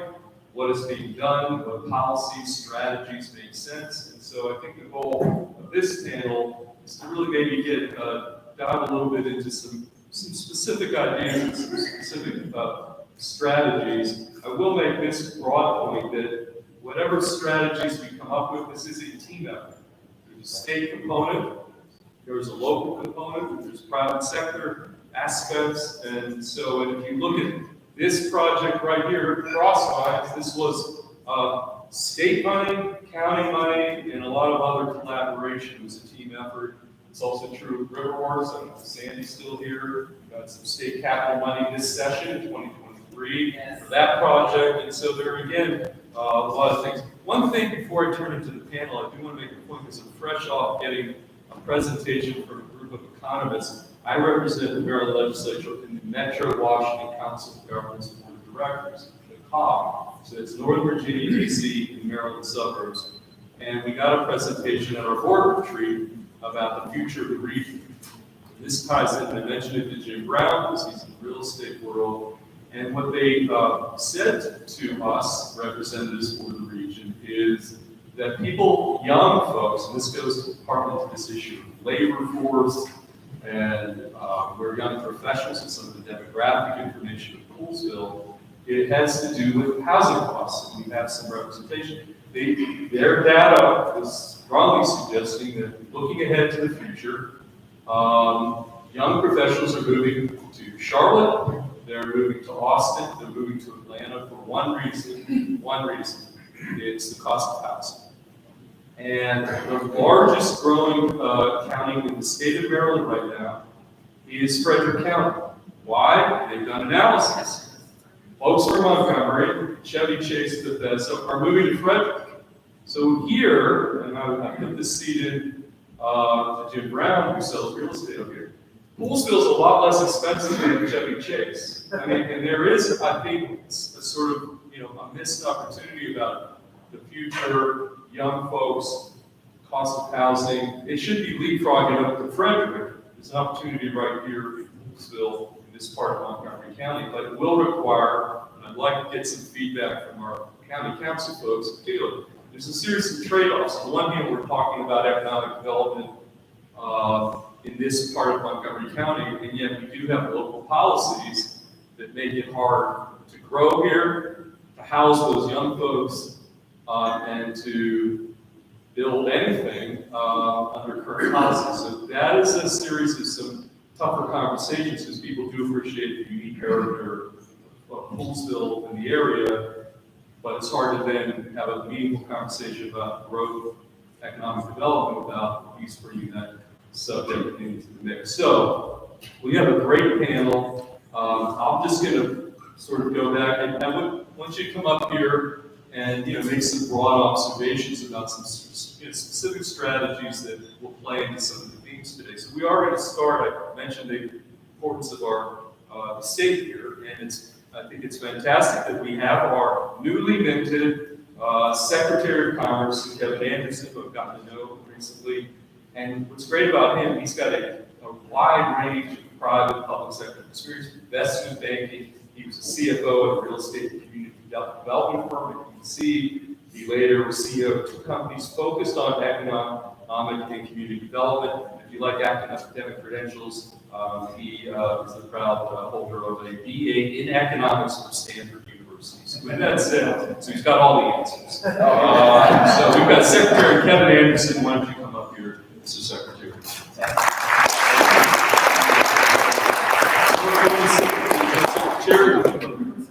It's your call. And that's true of all of you. You get to stand up here or stand. Okay. Thanks so much, Senator Feldman. It is good to be back. Some of you know I made a visit out doing my visit to Montgomery County and was well directed to come and spend time in Washington County. It was absolutely fantastic. So it is really good to be back at Crosswise. And I want to give a huge thanks to Delegate Chi and the entire Legislative District 15 leadership. Delegate Chi reached out. You guys heard that? Yeah. Delegate Chi reached out a while ago and wanted to chat and again right at the beginning of the administration and said, be sure to see this part of the county. A lot of the times when you get it, I got big notebooks full of data, and Montgomery County falls into some really, really strong metrics around, especially compared to other counties. Made it clear to say, hey, whoa, look up, and make sure that you see the entire balance of it, especially in Washington County. And also want to give thanks to, local District 2 and all the other leadership in townships, but it's great to be here. And I was really energized to see, because I was happy that I spent the time and I took a bunch of notes, because I was really happy that what has been captured so far this morning is really spot on. And even up until the time that Feldman just came up and talked about what are some really competing interests that could be at times about economic development. And then when we're talking about strategies and opportunities and how we go about it, are really important. It was great from my perspective to see them acknowledged and also being discussed about how we're going to be able to get our arms around it. So we're talking about a strategy or thought or an idea. My baseline thought is to make sure that there's a very clear vision. As I've gone around the state, I've challenged several regions, several opportunities, all 23 counties in Baltimore City. We have a really special state, some of the strongest counties in the United States of America, and also some of the poorest of all the metrics that you can find. And even in some of the areas, I've been challenging to say, if there's an opportunity that you can see what you want to become and really be clear about, how your economic development gets built out. It can be really clear. Even starting with Delegate Chief's comments, I just kind of wrote down a huge appreciation of leadership that she mentioned. We actually were working for Washington, D.C. and with Anthony Williams at the same time. And we know really, really clearly about what strong leadership can do when someone takes the bull by the horns and makes some real big decisions about land use, some real big decisions about how they want to integrate communities and how they want to change the narrative and begin to market about the place where they are. Look at Washington, D.C. from the late 90s and the early 2000s, and look at it now. It's no accident. That was Anthony Williams in the space where he got transitioned into his relationship with the federal government that made some really, really specific decisions about how they wanted to grow the city, and it worked out really well. And I'm just kind of looking down that I heard Caroline get up and really talk about the data. I was really, really impressed because there was a real great picture about the demographics of the people and the picture. And when it talked about, where the people were going to come from, some of the workforce opportunities. And then Jim quickly came up about getting the people in. And everybody knows you can't get the people without the housing, without the infrastructure. And Jim just said, yeah, the quickest way to not get elected in Western Maryland is to not want to develop housing. It's like, whoo, there you go. Really, really, clear space about how we have to think through things. And then kind of moving to the next one, Wayne came up, and I really know that I wrote down that the hidden inequities about isolation, distance, and lack of population, kind of where that is in employment. Really, really accurate, spaces in economic development that you have to be really clear and strategic and intentional about how you integrate those. And then here comes Keith. Keith comes up and really, breaks it down and makes it clear. If we want our community, if we want this community to be or I'm going to use the term bedroom community, but the great, quiet, the things that we like in that community, how are we going to be able to build the roads? What are we going to be able to do? How do you build out the infrastructure? How do you work in the tourism space to make sure that you're attractive and to make sure that you can grow it out, to make sure that people can come? It has to be very, very intentional when you take a look at that, because you're making a real clear statement about how you want to shape the environment, how you also want to shape it every day, and then how you manage people. And then night comes up, and I only laugh because I talked about hospitality lodgings and making that clear transition as to how you monetize it or commercialize it. When I got to the Department of Commerce, I got a lot of data and a lot of lists about a lot of the activities and economic development functions that make money. I don't know if you guys know, I don't know if you all know Elizabeth Fitzsimmons, but she runs the tourism operation for the state. Liz made it very clear, the biggest economic impact activity that we have, as Mike knows very well, is getting someone from out of state to stay overnight in a hotel or any place in the state of Maryland. It's the clearest dollar. Like you said, we don't have to pay for schools, we don't have to do a whole bunch of stuff. It is the biggest bang for the buck. And that's where a really, really big opportunity, I believe, comes in. About thinking about, tourism and some of the big economic development opportunities and strategies about how we can support Western Maryland. And again, just kind of connecting it back to the State Department of Commerce. I want to remind everybody and be, really clear that we're the lead economic development agency in the state. And the way that we function and the way that we operate is that we possess the loans, the grants, the tax credits, and the economic and financial vehicle to be able to support those initiatives. That's what we do, and that's what we're able to do. The way we can actually really support and help is if we're able to scale and make some big investments and some good opportunities when they begin to come along. So some of the opportunities that we already have in place, some notes that we've been able to help. And Carla, stand up. I know you're here. Stand up. Some of you all know Carla. Carla's our regional representative here in Montgomery County, and she can give you always, sometimes I like to say we have a pair of shoes that fit every economic development opportunity. Carla can let you know exactly all of the vehicles and the opportunities that we have to help support economic development in the county. As we kind of go through, I want to let you all know about how we've been able to help so far and some of the things that we can support. We have a winery and vineyard economic development grant program that actually supports 25% of qualified expenses that are out there. So that's a vehicle, clear vehicle about a decision to help the wineries and some economic development opportunities that happen in the county. We also have a Maryland Alcohol Manufacturing Promotion Fund. So we're beginning to grow out opportunities. That's another vehicle that you can use to support any economic development activity. And then also, I can always want to point out what we have as probably the strongest in the region and maybe in the United States of our small business economic development program, the Minority Small Business Finance Program, and also we call it SMOWOBA, the Small Women Business Owner Opportunity Program. It's probably the strongest in the country, where we're able to provide loans, loan guarantees, surety bonds, and other opportunities through all phases of financing of a small business.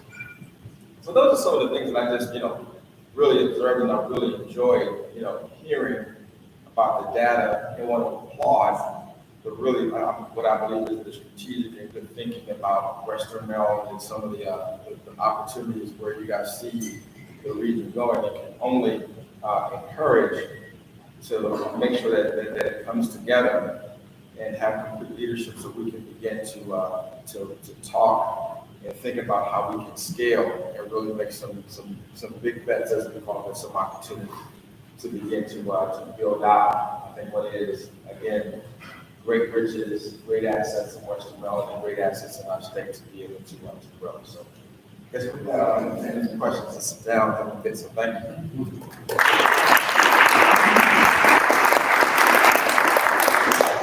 I hope here is we can get through the panel. Oh, guys, yeah, Maybe we guys. can get through, get some Q&A with the audience, which would be ideal.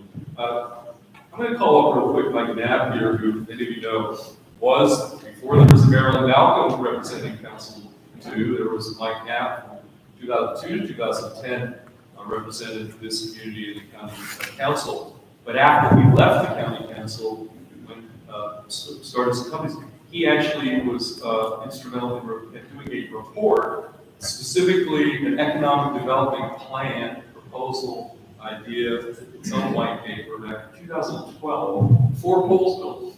And I would like to come up here and maybe talk about the fact that this was a pretty ambitious report, and yet a lot of the recommendations in that report have not come to fruition. Maybe why hasn't that happened? Because we don't want to have another meeting here in 2033, we're talking about that great summit and what didn't happen. So Mike, why don't you get some lessons learned, I think, from the 2012 report? Right, appreciate it. Well, it's a pleasure to be with all of you again. It's amazing because many of you were here when we had this discussion back in 2012.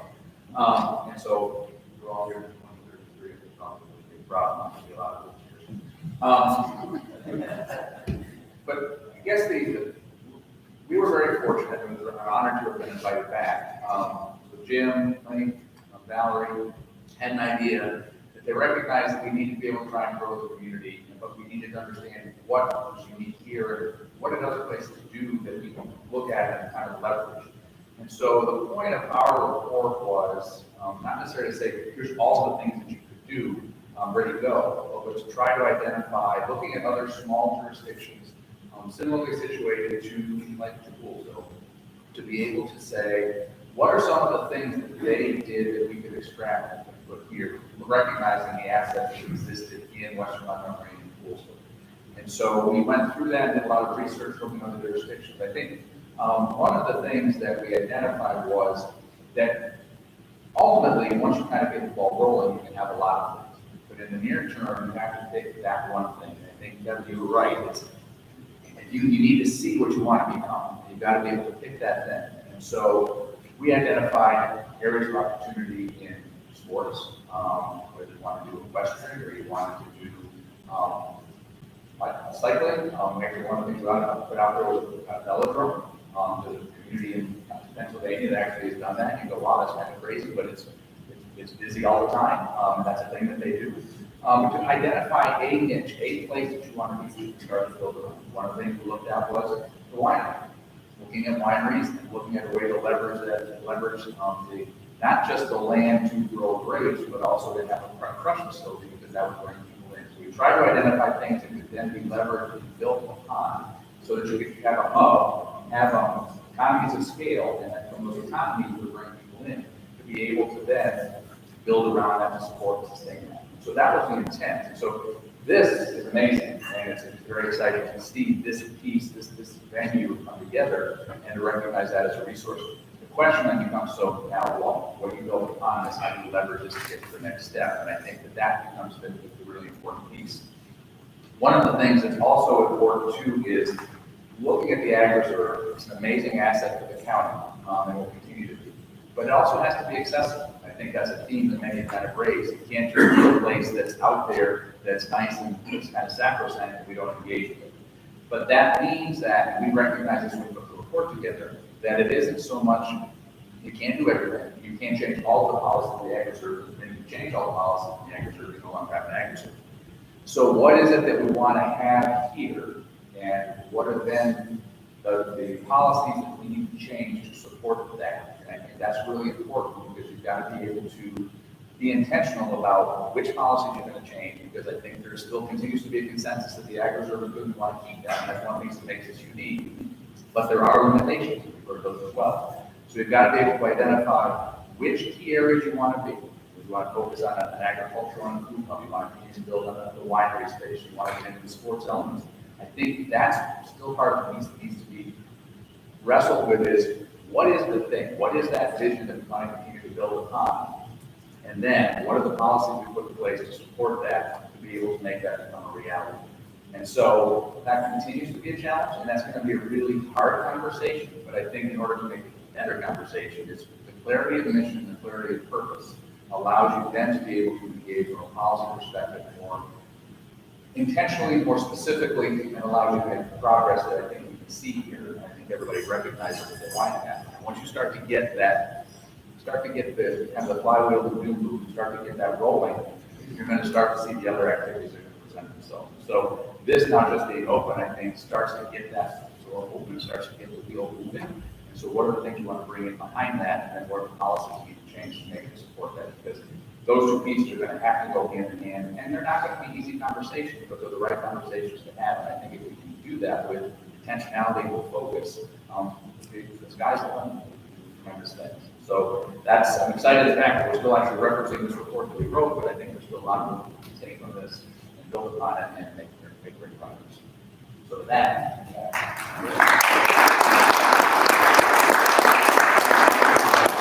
I was remiss at the outset. I didn't thank Lily and Link for putting this together.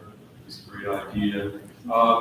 It's been mentioned the opportunities of tourism in the space, and so why don't I bring our next speaker just very quickly up to the podium, Kelly Groff, who's President and CEO of Visit Montgomery. That's the official tourism visitors bureau for Montgomery County. Key component to a lot of what we talked about today in terms of plan to grow Western Montgomery business development.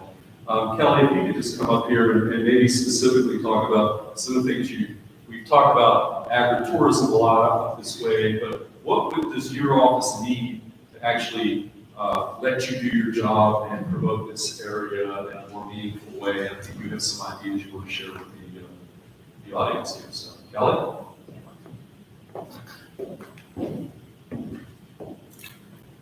Good morning, still good morning, yes. I first want to recognize Letitia, who's here from our marketing team, who takes the story of the ag reserve to the marketplace and tells it very well. We have a lot of Marriott partners in the county, a lot of Marriott hotels. We always tell them nicely, people don't come to a community to stay in a hotel. People come to a community to experience what's in that community. And so that is where we start. And that is what the ag reserve brings to the table. So we're very engaged, very excited about how we can take this story to the marketplace and bring more visitors. We have two pillars in our office. We do destination marketing, and we do destination management. Destination marketing is sales and advertising.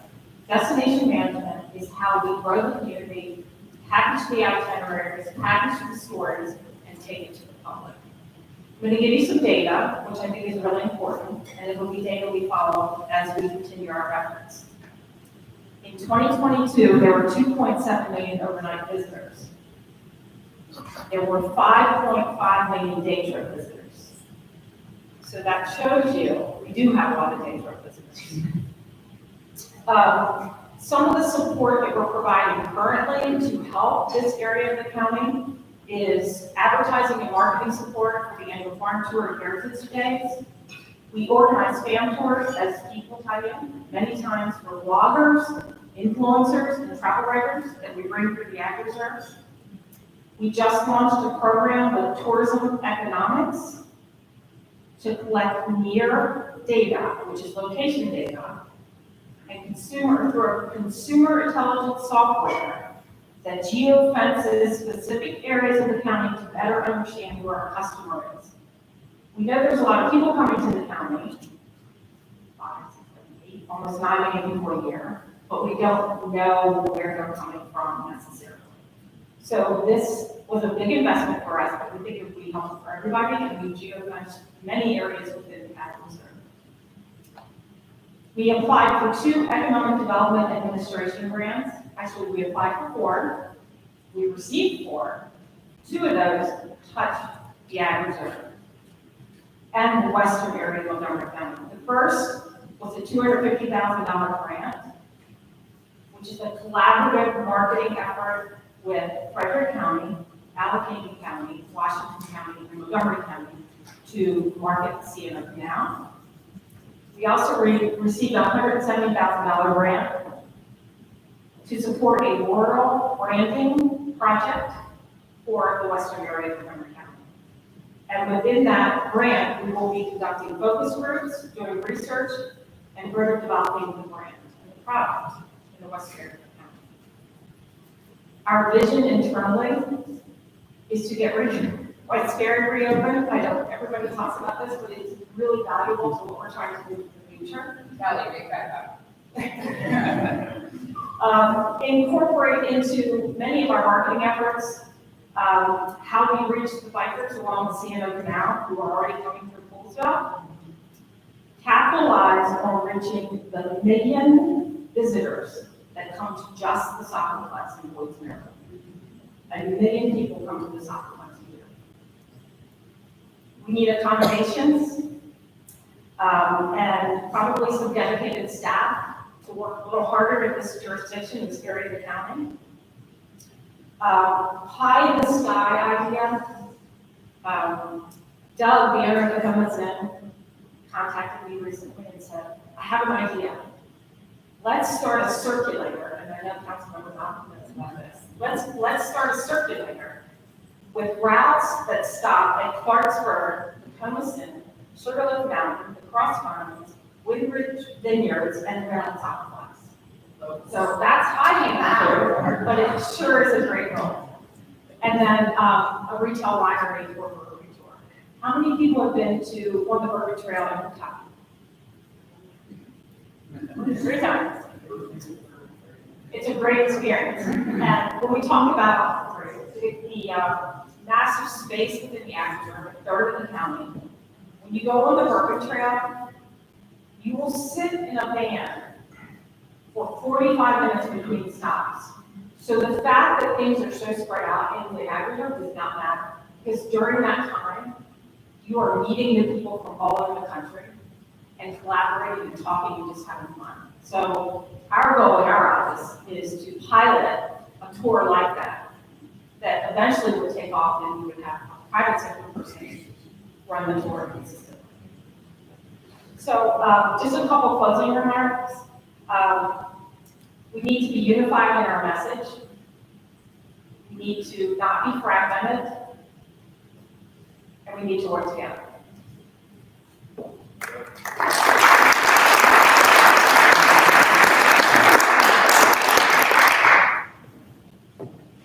Kelly mentioned the soccer clubs. I just want to tell back to the District 15 team to get almost $500,000 a session to upgrade the soccer club. So we're trying to do our fair share. Okay, just to mix it up a little bit, because the private sector, we've got a lot of folks government related. If I could get Brad up there, Brad Stewart, just very quickly from a private sector perspective, we'll go back. We've got some of the government folks. Brad I do know, Senior Vice President of the Montgomery County Economic Development Corporation. Previously, I know one time was board of the Tech Council, a regular witness bills dealing with economic development in Annapolis in front of my committees, CEO of a couple of committees, or a couple of companies, and also very familiar with the Thrive 2050 plan, I believe. So, Brett, just some commentary more broadly on the private sector and economic development. So thank you all for having me here. I'm a longtime and frequent visitor of Western Montgomery County. I live right up to 28 in Gaithersburg. And I'm up here all the time. I think I've ridden every single road here on my bike. I remember the good old days when we would drive from my house through Poolsville, take White's Ferry, go to Pointe Rocks Bridge, come back down this side, and so we certainly miss that. Montgomery County Economic Development is an organization that was started by the county to really focus on how we grow our strategic industries. Those are ones which are typically life sciences, corporate headquarters, technology companies. But I think earlier when Secretary Anderson and others have said it really takes a team, we are part of the team. I thought I'd take a minute and explain to you what that team is. Because I think sometimes just knowing who the right people are to reach out to is really helpful. So even though we're focused on those strategic industries, the county has a group called the Montgomery County Business Center who's focused on supporting all the other businesses in the county, whether it's a retailer or a restaurant or a landscaping company or anything else. That group's led by Gene Smith. They're out there to support any other businesses which exist here.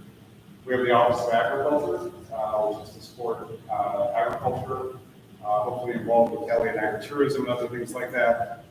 I have the good fortune of sitting next door to Kelly Groff, and so get to enjoy her skill and wonder in her own team on a daily basis, and that is really to help bring people out to the Ag Reserve, to Western Montgomery County and understand what's here. And then I don't want to forget some of our other partners, Workforce Montgomery, who's co-located with us, who's really focused on providing the talent that we need and those sorts of things. So I think it is a matter of communicating what the opportunities are. This is not, and I think as most people know, a place where people are looking for dense development, whether it's housing or businesses or anything else. There are a few unique opportunities here. I've been working for several years on the Dickerson Power Plant, which is a coal-fired power plant, and as a new owner who desperately wants to, I think, do the right things there, has probably talked to everyone in this room about what they'd like to do there. And I think there are opportunities where you've got land that was used for other purposes. It's not functional agricultural land where you've got people willing to invest time, money, and energy, not only in this community, but also listening to what the people here want to do. I think those opportunities are incredible. I would something for our county government to work with people like that, and then maybe ask that some of that money get reinvested back into this community. I think that's a challenge, right? There's only so many revenue sources that exist in this part of the county to provide tax dollars. The county can invest in services, whether it's new community centers, schools, or other things. So that's it for me. I appreciate you.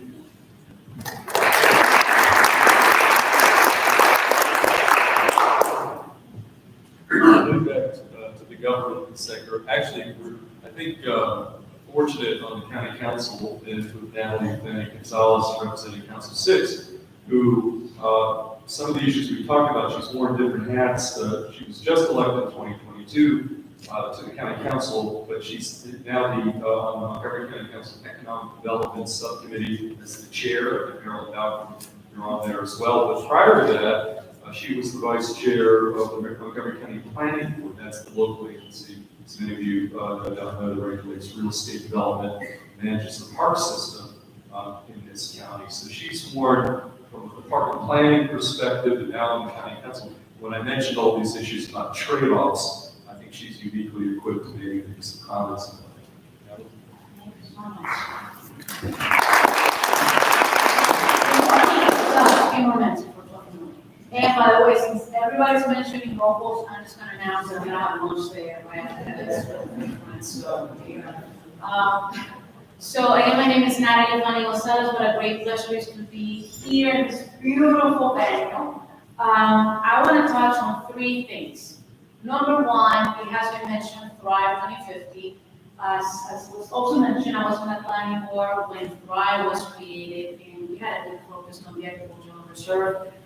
There's one part of Thrive that I would like to mention. And Thrive is a general plan for the county council.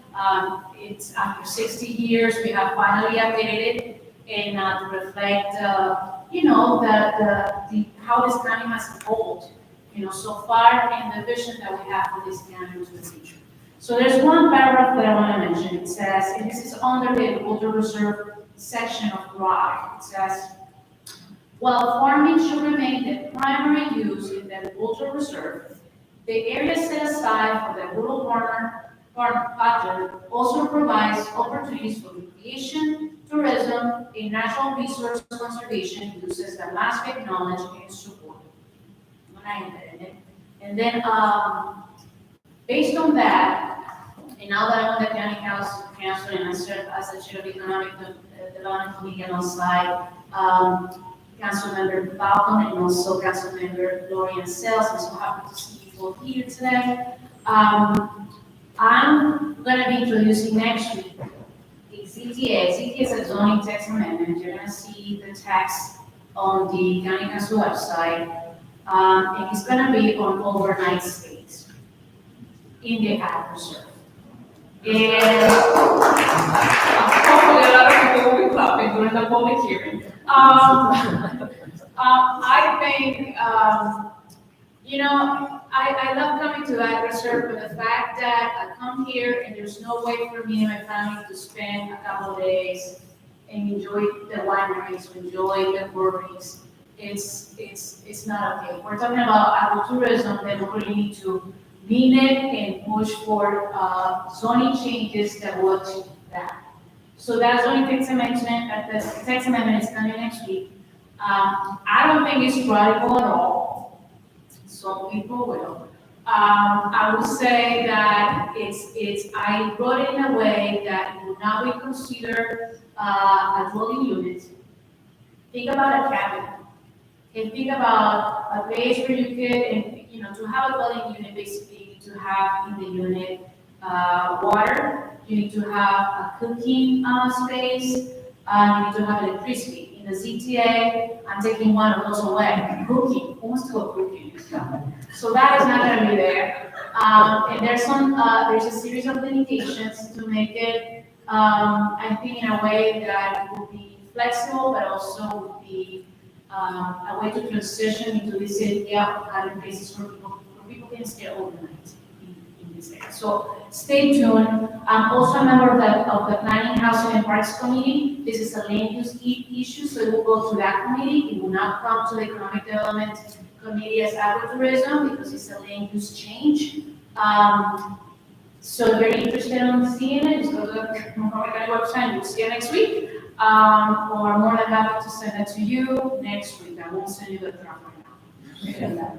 The other thing that I would like to mention that as part of the committee, we're going to have a session on November 6th on agritourism. So it will be a great follow-up to this meeting.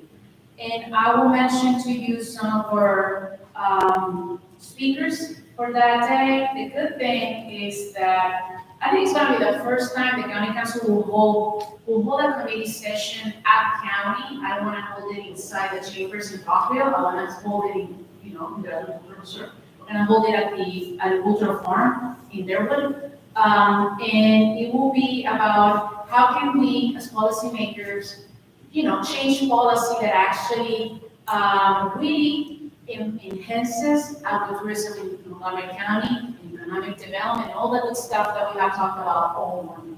So stay tuned on that, and if you want to have the agenda for that event, I'm more than happy to share with you, but we're going to have folks from the state in terms of the agricultural department. We're going to have wineries, representatives of breweries, pick your own. There's a Montgomery that's going to be there, and equestrian too. We're going to have somebody representing the equestrian sector in this session. So I look forward to having your feedback and recommendations after the session as well. Thank you so much.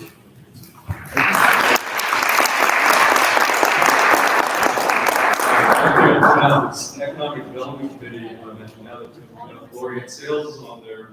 There's only 4 people on the committee, so we've got 3 of them right here. So Anything anybody wants on economic development, we've got 3 or 4 votes right here in the room. Next up, I did mention housing in my comments at the outset, and we do have, we've got Carol Gilbert here from Maryland Department of Housing and Community Development. She's the Assistant Secretary. She heads the Division of Neighborhood Revitalization, and most of the community development revitalization programs are administered by her office, and she's got a lot of experience in community redevelopment. So with that, Carol, why don't you come up here for a few comments?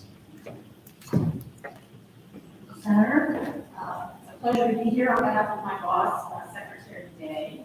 In fact, frankly, it's a pleasure getting here and driving through the ag reserve. It's just beautiful, it's stunning. And my grandfather was a farmer in Wisconsin, and it kind of, my roots were calling to me, and I thought, where was the stair sign? Anyways, I do represent the community development side of the shop, and I brought a couple or 3 handouts for you on some programs or some issues and programs I'm going to touch on for you. As Secretary Anderson noted, they have a program for every shoe that you may have in your closet. Our programs are place-based. We call it place-based economic development. So we're very, very interested in helping communities build community. And I'm stealing some lines from Jim, who said, Poolsville is a town that builds a community. And our investments, our resources are really meant to foster the work you're putting into place and see it to fruition through a number of easy to access lending programs for small business, and also grant programs that usually are channeled through municipal, county, and nonprofit developers. I was really interested to hear about your plans for a food co-op. The small business program that is detailed about which are on the table, Neighborhood Business Works, is very interested in fostering food access in food deserts. So we know that those are sometimes difficult businesses to underwrite, even in highly populous areas. But I think making a case for a food co-op in a rural area, as you are doing, is wonderful, and we would love to support that effort. Our programs, both grant and lending, have also supported beds and breakfasts in many rural towns throughout Maryland. So that's another kind of business that I hear is strongly of interest to support your growing tourism economy. The Neighborhood Business Works program has to be for sites within PFA. Has anyone heard of that term, PFA? Okay, it's one of those government terms, but it goes back to the late 90s when this whole idea of smart and sustainable growth got started. And the map on your tables shows by color coding where the PFAs are in western counties, Poolsville and Barnestown. And so those communities are able to access our Neighborhood Business Works program. The idea behind that targeting is to foster the compact quality growth that you're looking for. Sorry? Okay, thank you. Priority funding areas. Yeah. Full fair access. Priority fair access areas.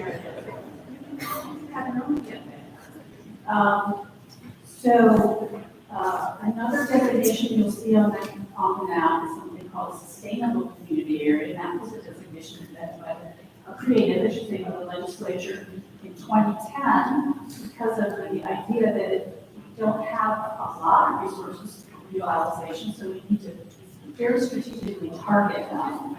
So currently in western Montgomery County, Barnesville is a designated sustainable community, and I'd be happy to follow up with anybody who's interested in whether or not Poolsville could or should get that designation. It's locally driven, and it includes developing a vision and a strategic reinvestment plan for your communities. And Lastly, I'd like to just say that I saw that the Fair Access Group was interested in having a dedicated economic development coordinator. And I think that is a really important thing to do to staff that capacity for implementing the community's vision. Some of our communities that we support, in fact, have this designation called Main Street Maryland. How many folks have heard about Main Street?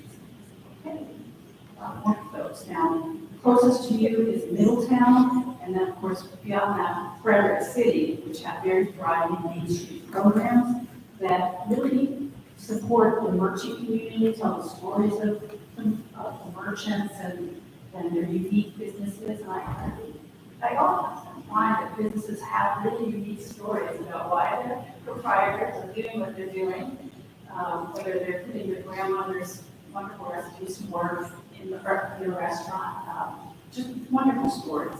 And the Main Street organizations tell those stories and draw visitors to their Main Streets. So that might be something to consider, is it appropriate to have a Main Street designation, like some other communities do. Thank you very much. We're here to support you, and you can reach me at carol.gilbert@maryland.gov, and I look forward to talking. Thank you. Okay, our final speaker, and again, this is getting close to the noon cutoff, but maybe we'll have time for one or two Q&A. But our final speaker is Mark Rapole, and he's going to come, I think, up here with an ag perspective. I believe you're representing Secretary Addicks, many of you know, is our newly minted Secretary of Agriculture. And so, Mark, why don't you come up here on behalf of Secretary Addicks? Thank you very much. Good afternoon. Have you reached that threshold? Good afternoon. Representing Secretary Addicks of the Department of Agriculture, I'm very happy to be here. My name is Mark Brew. I am a value-added agricultural specialist at the Department of Agriculture. This is a relatively new position. I filled it in July. This was a position that was created through the most recent legislative session, so thank you to the elected officials involved in making that happen.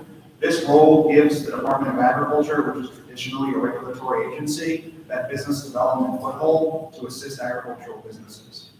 So value added, what is value added? That's about the first question I get every time I shake a hand.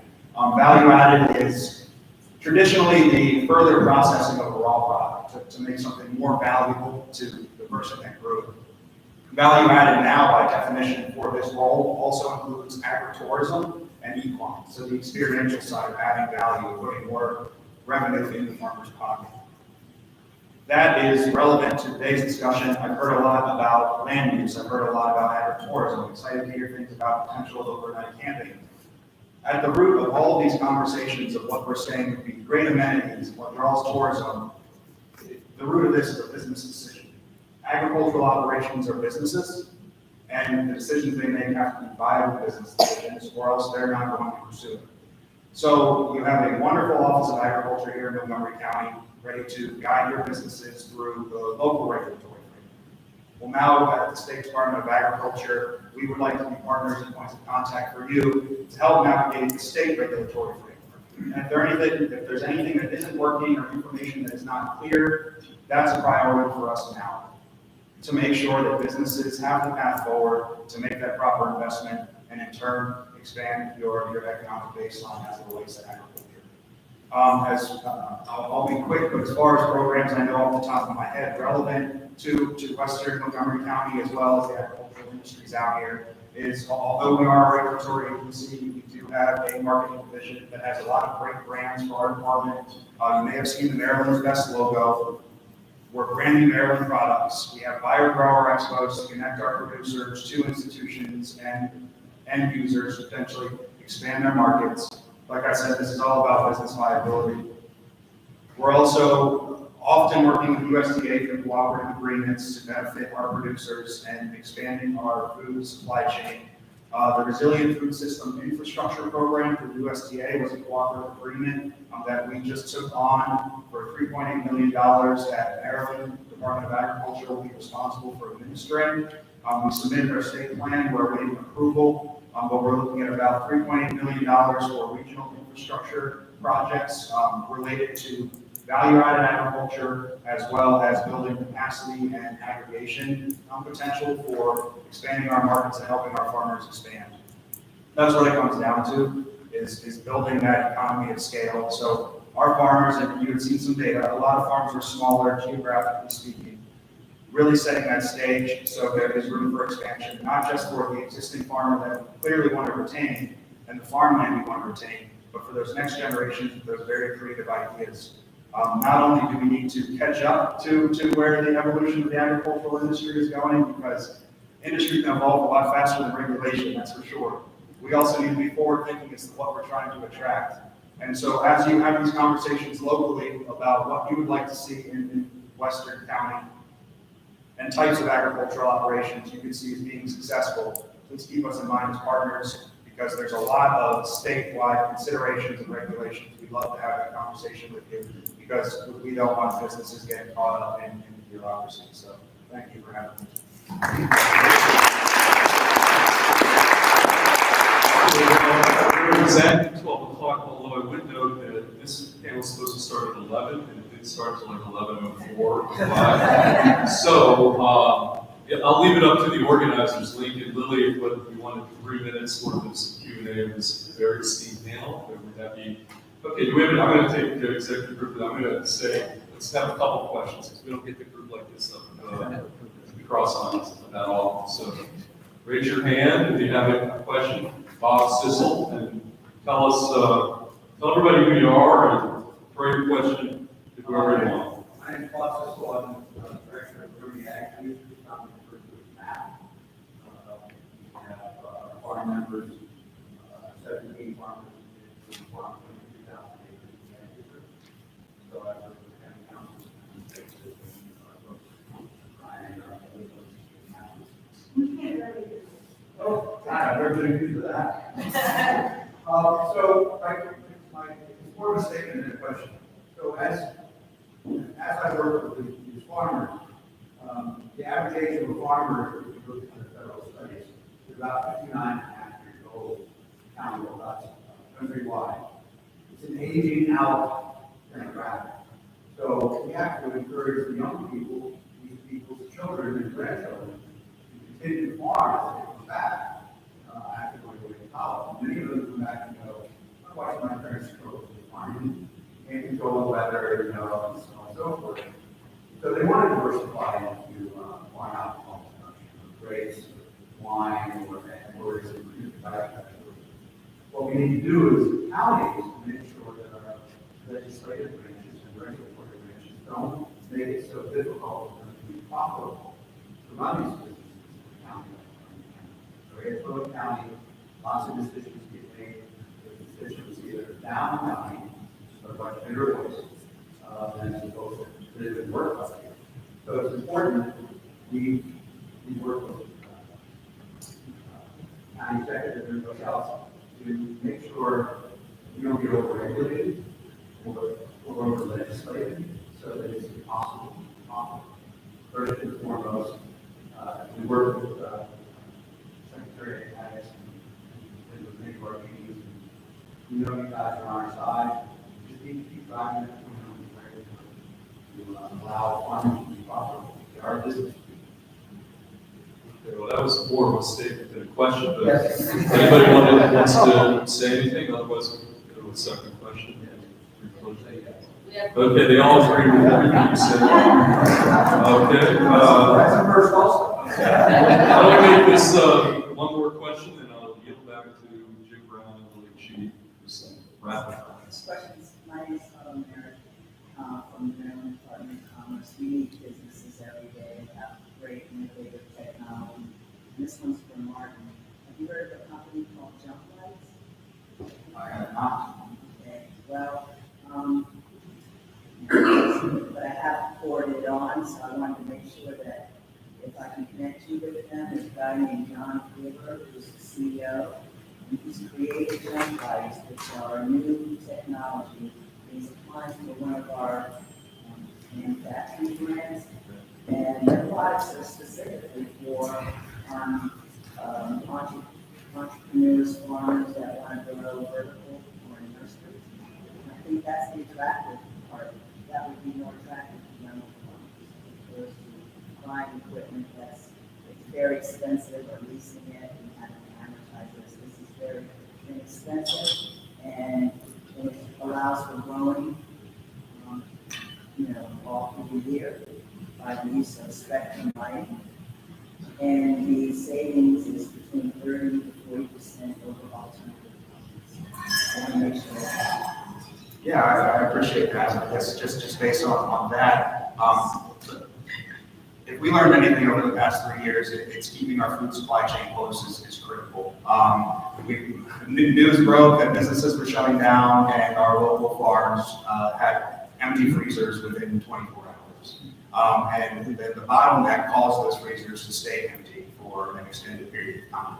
So there's certainly middle of supply chain projects that we need to talk about and discuss for expanding our food supply chain, as well as the agricultural technologies and connecting those that want to contribute to the food supply chain to be able to contribute to the food supply chain. Because if we're talking about barriers of entry, we know certainly in this region that land access is one of those. With that $3.8 million, be some money that would go to fostering programs like this?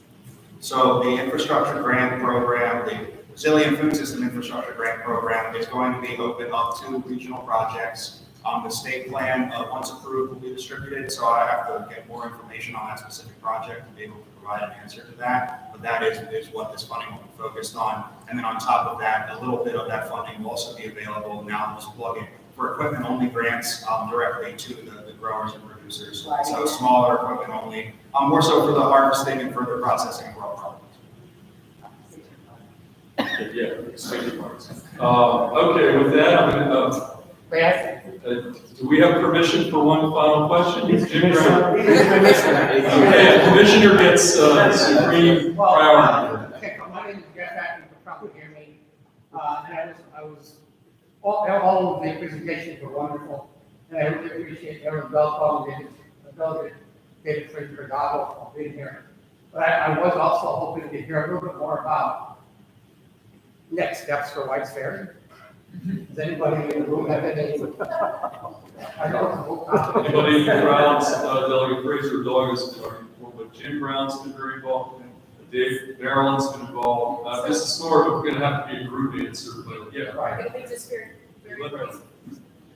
So the Transportation Environment Committee had everyone at the session last week. And of course, nothing was resolved, but it was the first time that both owners spoke publicly about what their needs were. And I know that the County Department of Transportation is following up with both of those owners to specifically look at what can be done, what the county can do, and the interest of taking public transportation infrastructure out of the hands of private entities. So stay tuned. David, I don't know if you. The only thing that I would add is that I think it's important to know that what we see on the outside is just one fraction of what we see. There's a lot going on behind the scenes. And I think the hearing last week was great. It was great to have the hearing last week. It was great to have the hearing last week because it did exactly what Marilyn just said, but it also spurred a lot of private conversations that are going on, and a lot of gentle pushes to try to move people along in different directions now that we have a better idea. So what is your take? What do you think? what about, okay, I think this is a private party dispute between two people in another state. And it's a very, very difficult position for all of us to be in. What I would like to see happen is it come out of private hands, go into public hands, and never, ever have to go through this nightmare again. That's what I think those people in the room are working on, and that's what we're going to continue to work on. But the objective is not for the county to enter into some kind of lease. The objective is to get that land and get it out of private hands. So, on that note, I'm going to Jim, you would come up here with Lily and maybe some wrap-up comments and steps forward, if you will. Start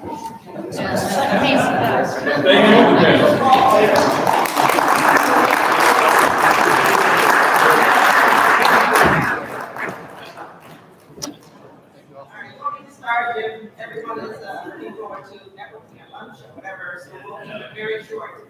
I always felt overwhelmed with great ideas, and I couldn't keep up with writing down notes and trying to figure out which ones we should go first and next and all of that. So at the end of the day, I think we can all agree this has been more than fruitful a discussion. That's been long overdue, right? All these great ideas and great minds come together to focus on this part of the county. So I personally have learned so much, and I want to thank again all of you for one, contributing your ideas and your insights, for taking the time and making the commitment.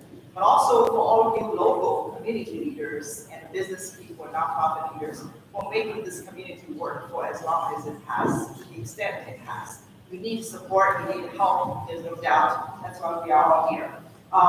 Several big themes that I've heard, including we have tremendous existing assets that need to be better leveraged, packaged, and marketed, and better connected, right?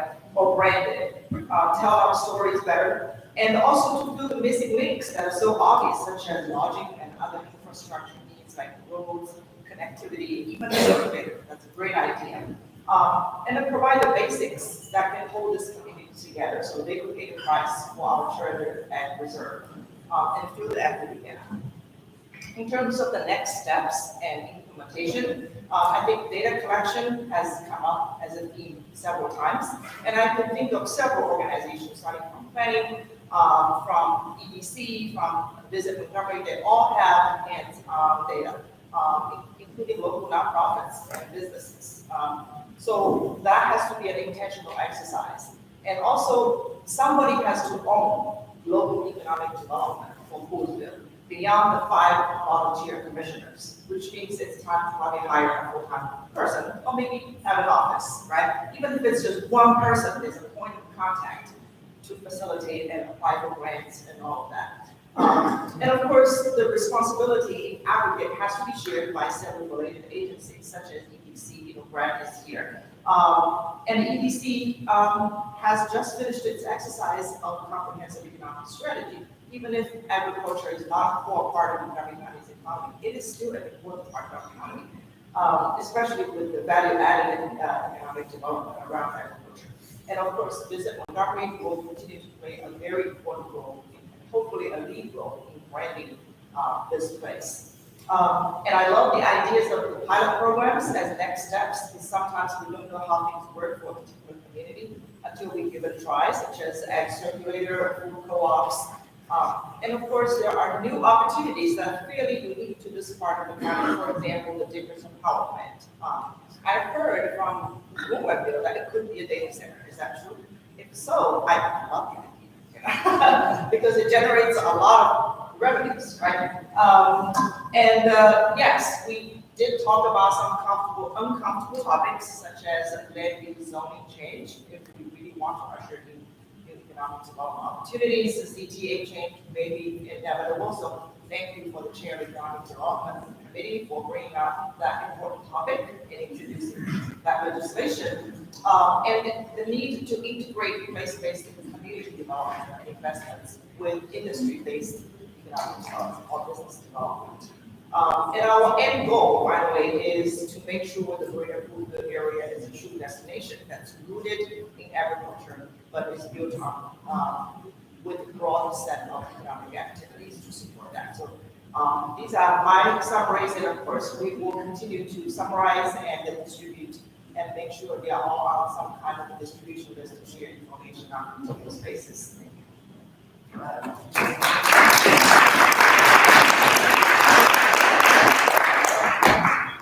Wow, very cool. Thank you, Lily. That was a great wrap up. It basically took everything I was going to say. So that's we cut our time down pretty nicely here tonight. Now, I got a few more things. But first of all, everybody in this room, please, let's give a round of applause to Link Hoeing for putting this together.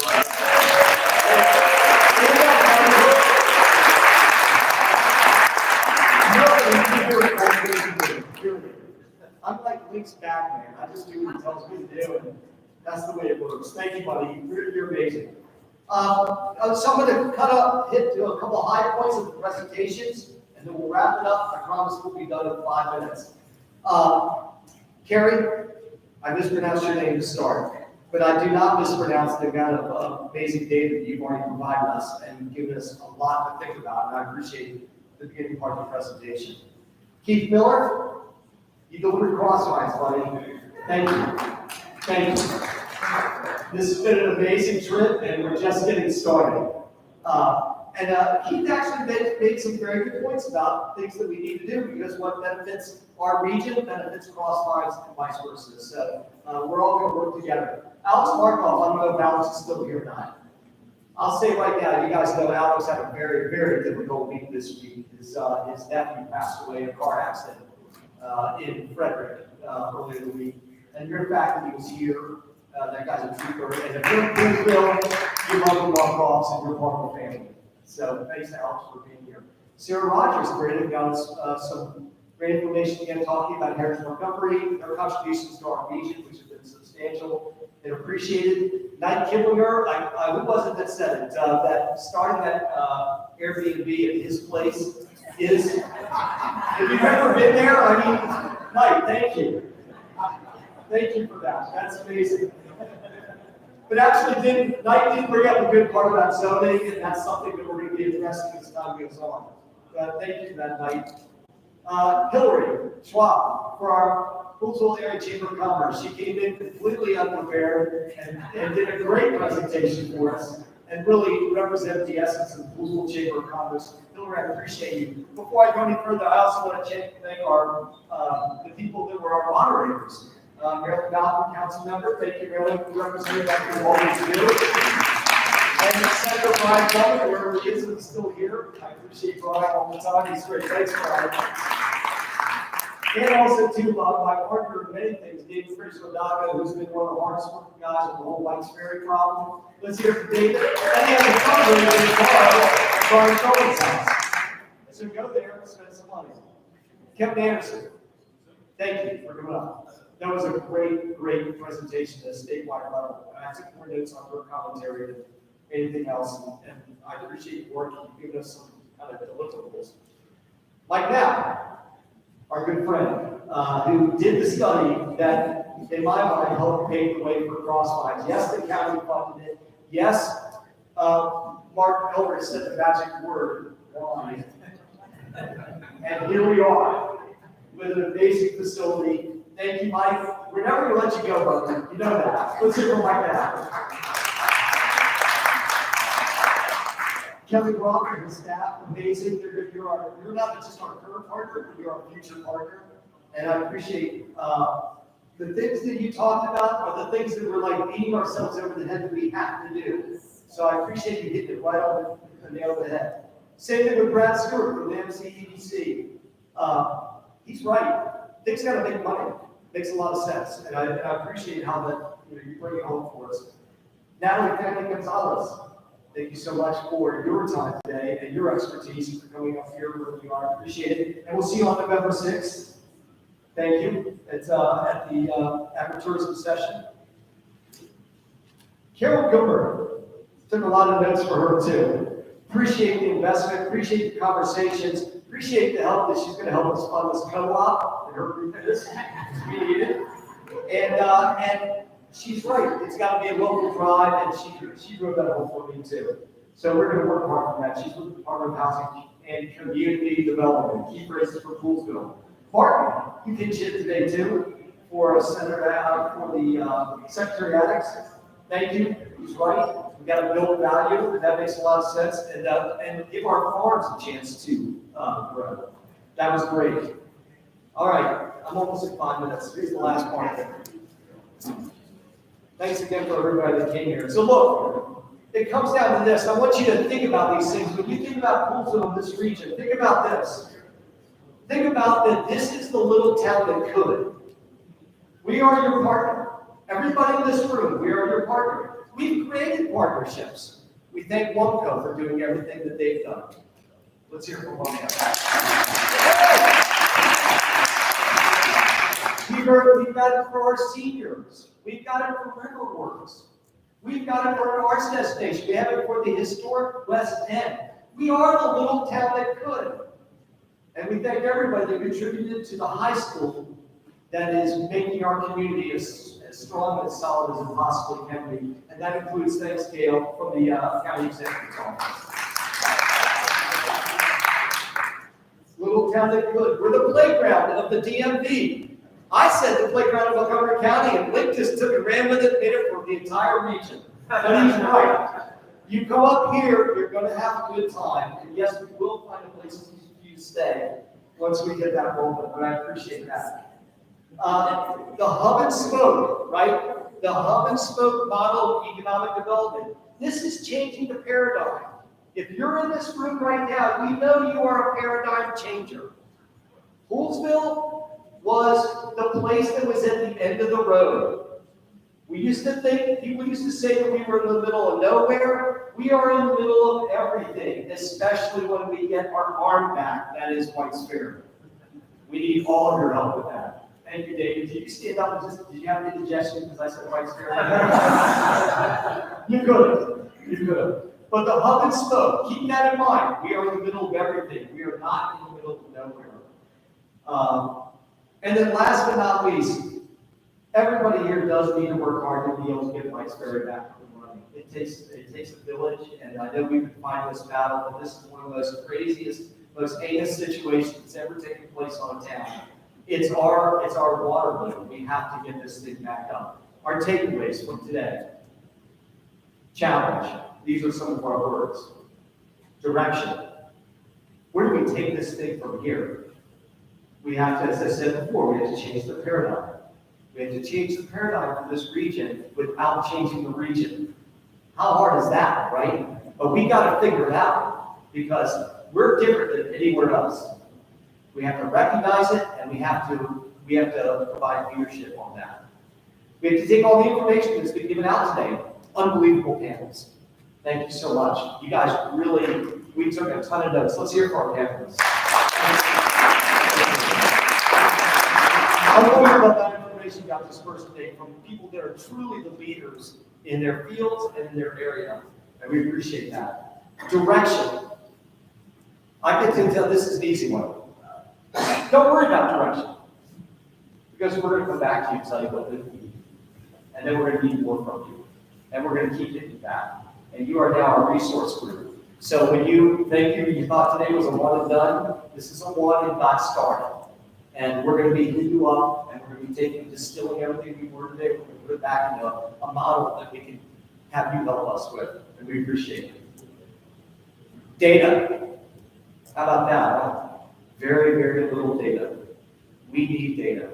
And we're going to be hitting people up for data. Because the more data you have, the more power you have. The more power you have, the more money you get. The more money you get, the more successful you are up here in this region. We need data. We're going to be working with you on that. We need you to spread the word. Right?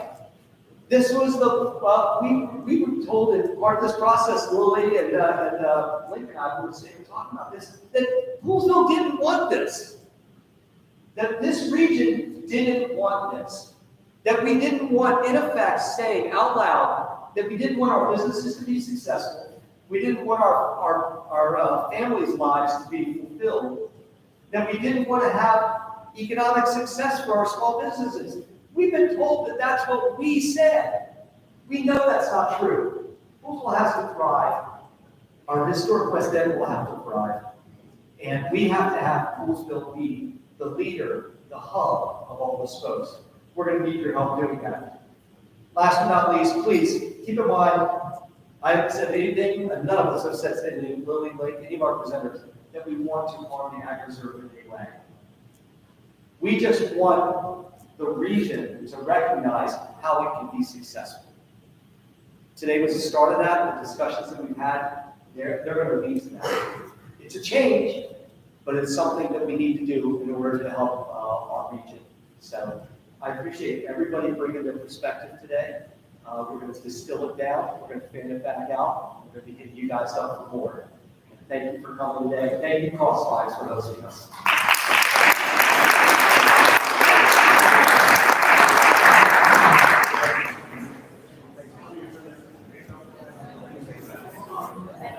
You